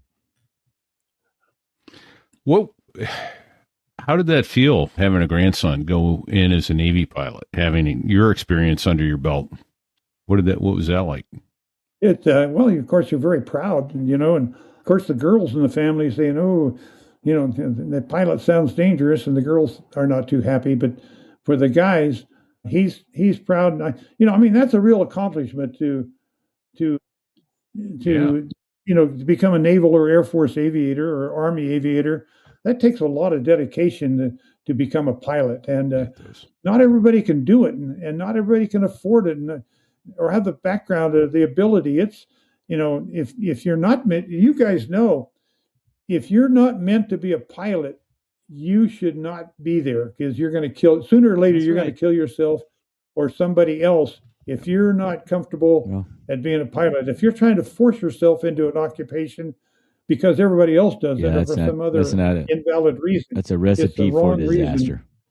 Reason. But if you're in aviation and you're right, and you like to be flat on your back and upside down and in a dogfight going around in a circle, if you're the type of guy that likes to fight and kill and win, you might make a good pilot. There you go. I can't add anything to that. That's pretty much spot on. Thanks, Masher. That's profound and true. So I do have one more advertisement. Yeah. anybody that's listening and they're in the Air Force or Navy or Army or in the service, I do recommend that you stay in for a 20-year career if you can, if you got it in you. It's I tried to resign. I resigned and I was on an involuntary extension, and when I was shot down, so I How about had that? my plans were rudely interrupted as a 27-year-old. Yeah, they were. But anybody, my recommendations for anybody that likes the military and is in it, I recommend you stay for a career, because at age 42 or 43, when you retire, you're set for life. You can go chase any dream you want to with medical attention and pay the rest of your life. So that's my advertisement for the armed services. An honorable place to serve. You learn a lot, and it's just a wonderful experience for anybody that can do it. You make lifelong friends.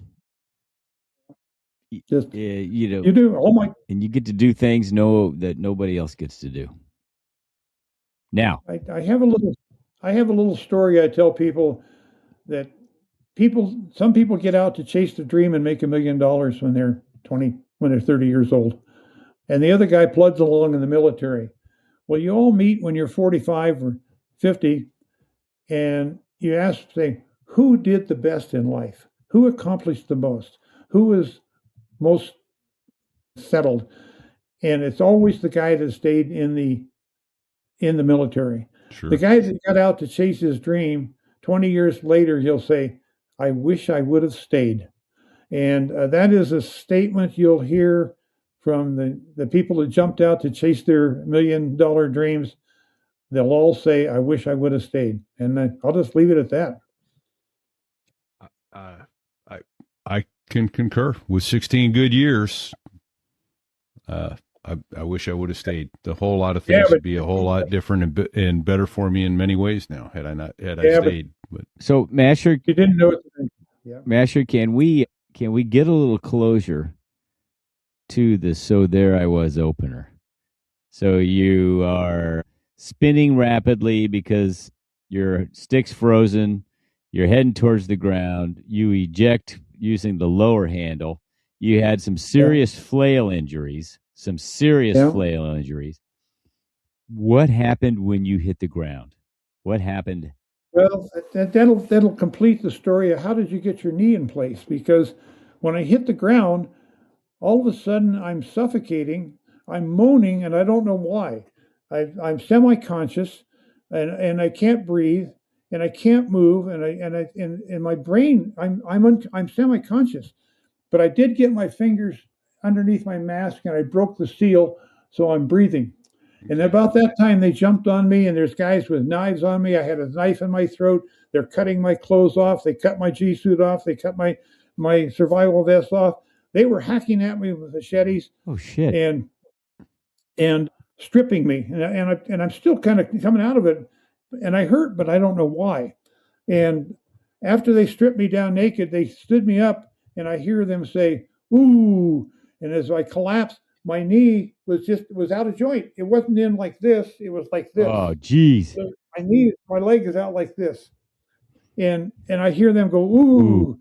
They can't walk me. And they did put me on a stretcher finally and carried me into a village where the villagers, the women, beat me with bamboo switches and twisted that loose leg to hear me scream. Oh, shit. So after the women got through with me, they laid me down, and I knew I could feel my leg out of joint. I could feel it wasn't even in there, and because I could feel my other toe, my leg is just sticking out. So there was one guard that was guarding me, and he was looking at me, and I was tied up, but I could take my fingers, and I did this to him. I pointed him, then I'd point at my leg, and then I'd go like this. Try to put your leg back in joint.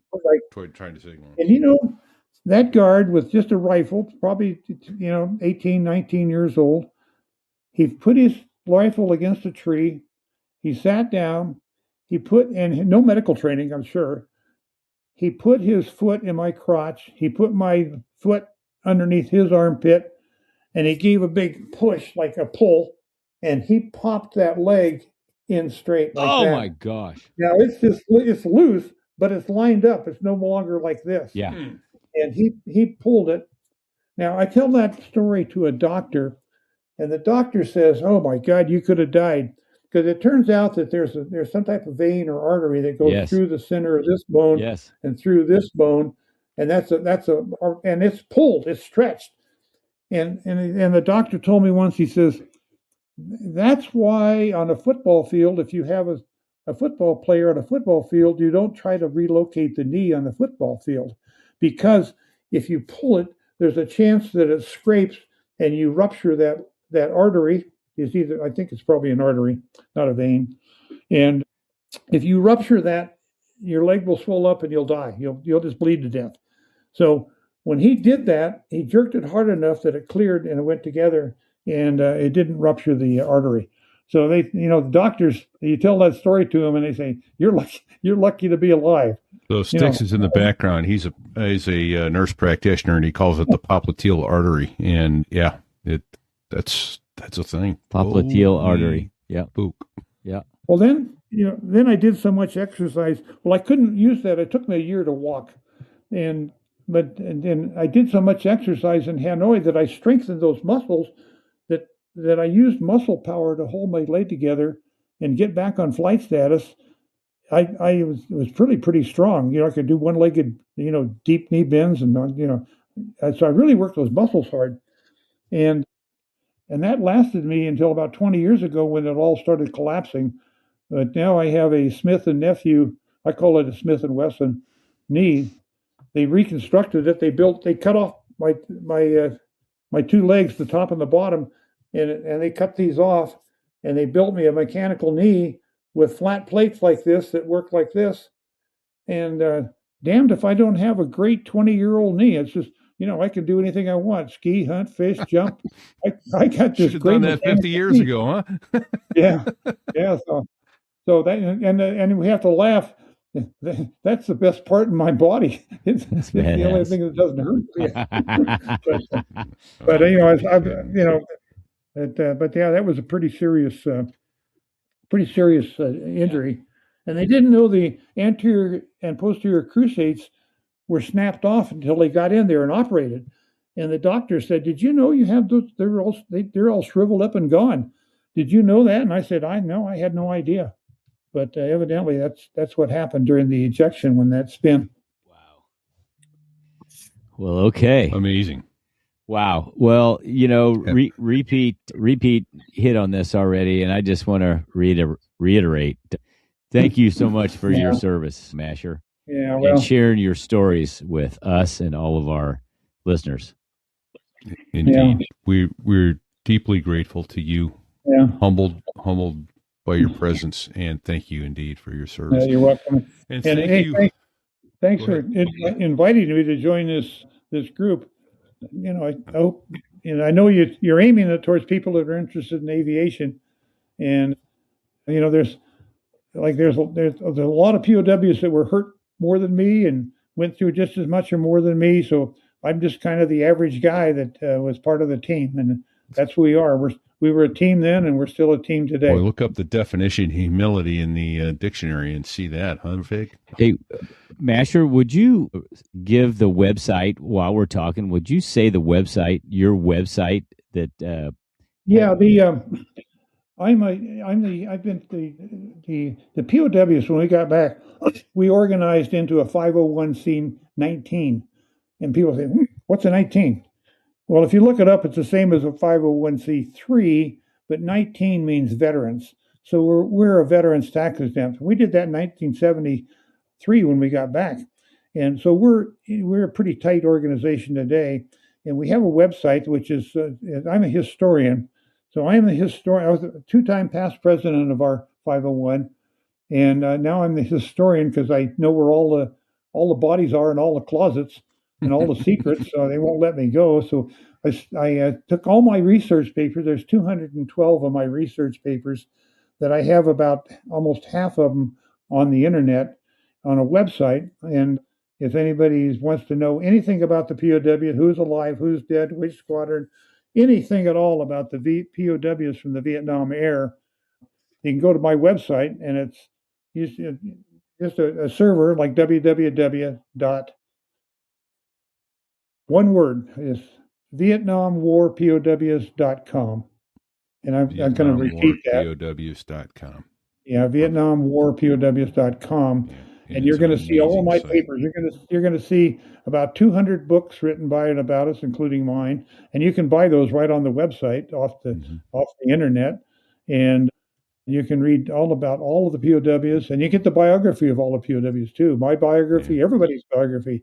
You can, and anybody that's an interest in the Vietnam POWs, there it is, VietnamWarPOWs.com. That's it. Yeah. So if you go there, that's all my work. And there's 16 different camps in North Vietnam, and there's a lot more. I only have about half of my information.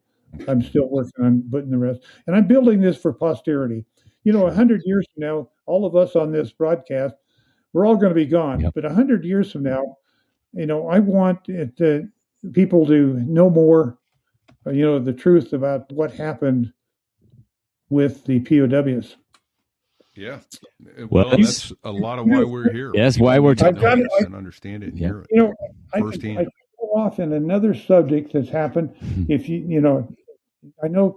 Well, people that are bored can jump off. Oh, no, you keep talking. Don't you worry about that. You guys have heard about the fraud in Minnesota. Yep. It's pretty big, pretty bad fraud in Minnesota. Did you know that the VA, the Veterans Administration, is giving benefits to 2,015 phony POWs?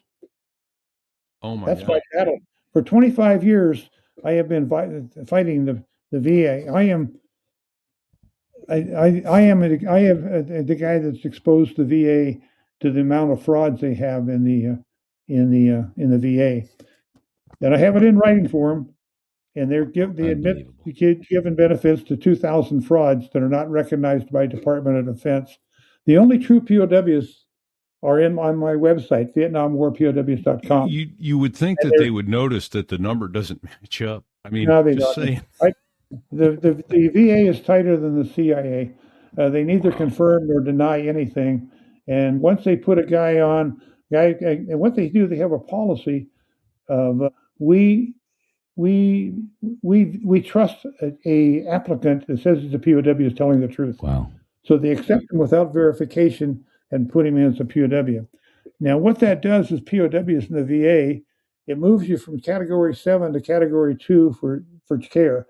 So if you're in Category 2, you're right at the top of the list. You go in and say, "Hey, I sprained my ankle." They'll say, "Well, come right in. We'll give you an appointment with the doctor, give you and take care of you."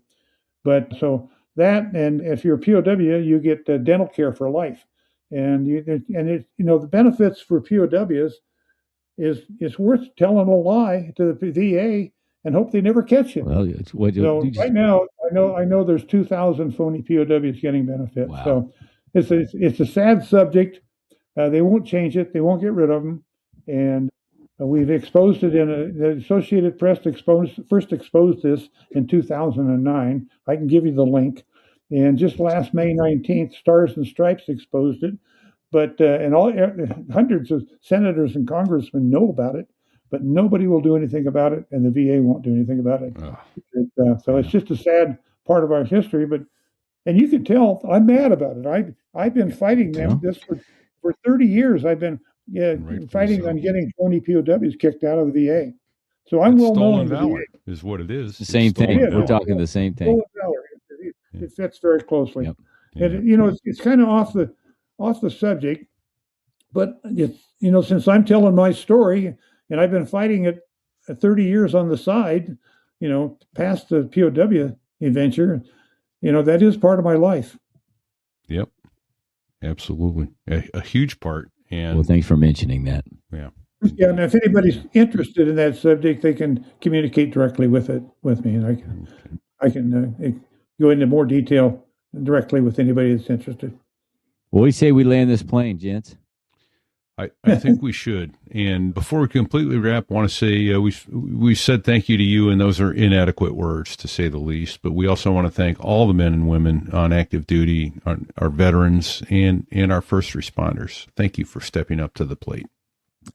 Just Thank you for inviting me. Just as importantly as those members you just talked about, we need to also recognize our families, the wives, the children, the ones that are at home while their service member or first responder is away doing their job so that we can all enjoy our freedoms. So thank you to those family members. They missed a few holidays and birthdays and everything else. Yeah.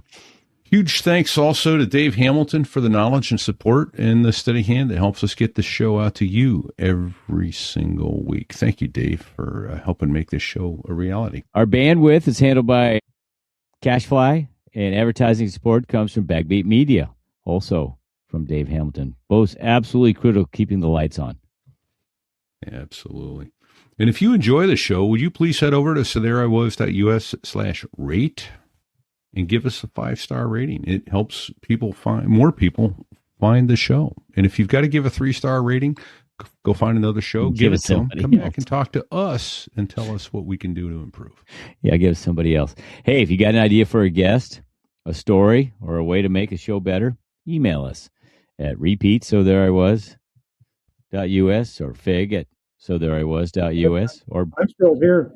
If anybody has a question, like one of your listeners has a question, and you have the time, I can answer any questions. Perfect. Yeah, I don't know if that's part of your program. Sure, absolutely. And what's a good email address for them to reach out to you, sir? mmcgrath62 at comcast.net. So that's M. McGrath. That's for Mike. M. McGrath 62. That's it. Right there. You got it. Awesome. Perfect. At comcast.net. Fantastic. Hey, don't forget we have a merch store. I'm wearing this cool hoodie tonight, but we've got hats and koozies and all I'm kinds wearing of this stuff. badass bikini. And I'm wearing this badass bikini. I'm not wearing the bikini under my hoodie tonight. I'm not doing it. I might be. I'm not lying to you. Yeah. Kind of makes me feel If it sexy. exists and we can put a logo on it, we'll do it. Get over to our merch store, sarahwas.us/merch, and make yourself available to some of the cool stuff with the Cool Show logo on it, designed by none other than Styx himself. That went off the rails pretty quickly. Sorry about that. Hey, speaking of sharing, hey, tell 2 friends about the show. That's free. It costs you nothing. Minimum. Word of mouth is still king. So help a buddy out, will you? Absolutely. So, hey, also to our Patreon supporters and subscribers and the direct donors at sotheriwas.us/donate and Venmo. Now, if you go to sotheriwas.us/donate, the top item is a Venmo there. Venmo takes less of a cut if you try to support us. We're deeply appreciative. A thank you Humbled. is also not a nice enough phrase for what you do for us. You're sacrificing your hard-earned money to support the show, and without you, it simply wouldn't keep going. Don't tell your financial advisor what you're doing with your money, though. Don't do that. And we question your judgment by throwing money on us, but we are so very humbled and appreciative because this shit ain't free, unfortunately. It is not. Hey, massive thanks to our 2 So There I Was producers that have been in the background all night, throwing pictures up, throwing website addresses up just now. They are really the brains behind the whole operation. Sticks and Bago. Thank you, gents. Grateful to them for that, yeah. And also to Badass over at bdsaviationphotography.com. Some amazing shots, some amazing aviation photography. bdsaviationphotography.com. He's an artist. Plain and simple. That's it. That brown liquor's. Thank you. Brown liquor's taking effect. Hey. There you go. I'm not hearing any sounds. I need to hear some sounds. Sounds. Oh. Hey, the sound. There's the sound I'm hearing. Kind of in the background there. Those are the sounds of the 2 F-16 pilots that make the Air Force sound good. The Dos Gringos. Count them 2. Dos. I just introduced a couple of buddies to the Dos Gringos last night, as a matter of fact. So they got 2 more fans for life now. Great songs, 4 albums. You having a bad day? Fire them up. It'll fix all your shit.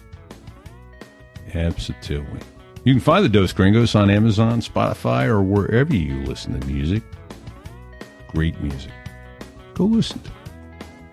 So until next time, folks, I'd say stay safe and... Check 6. I'm Ron Burgundy.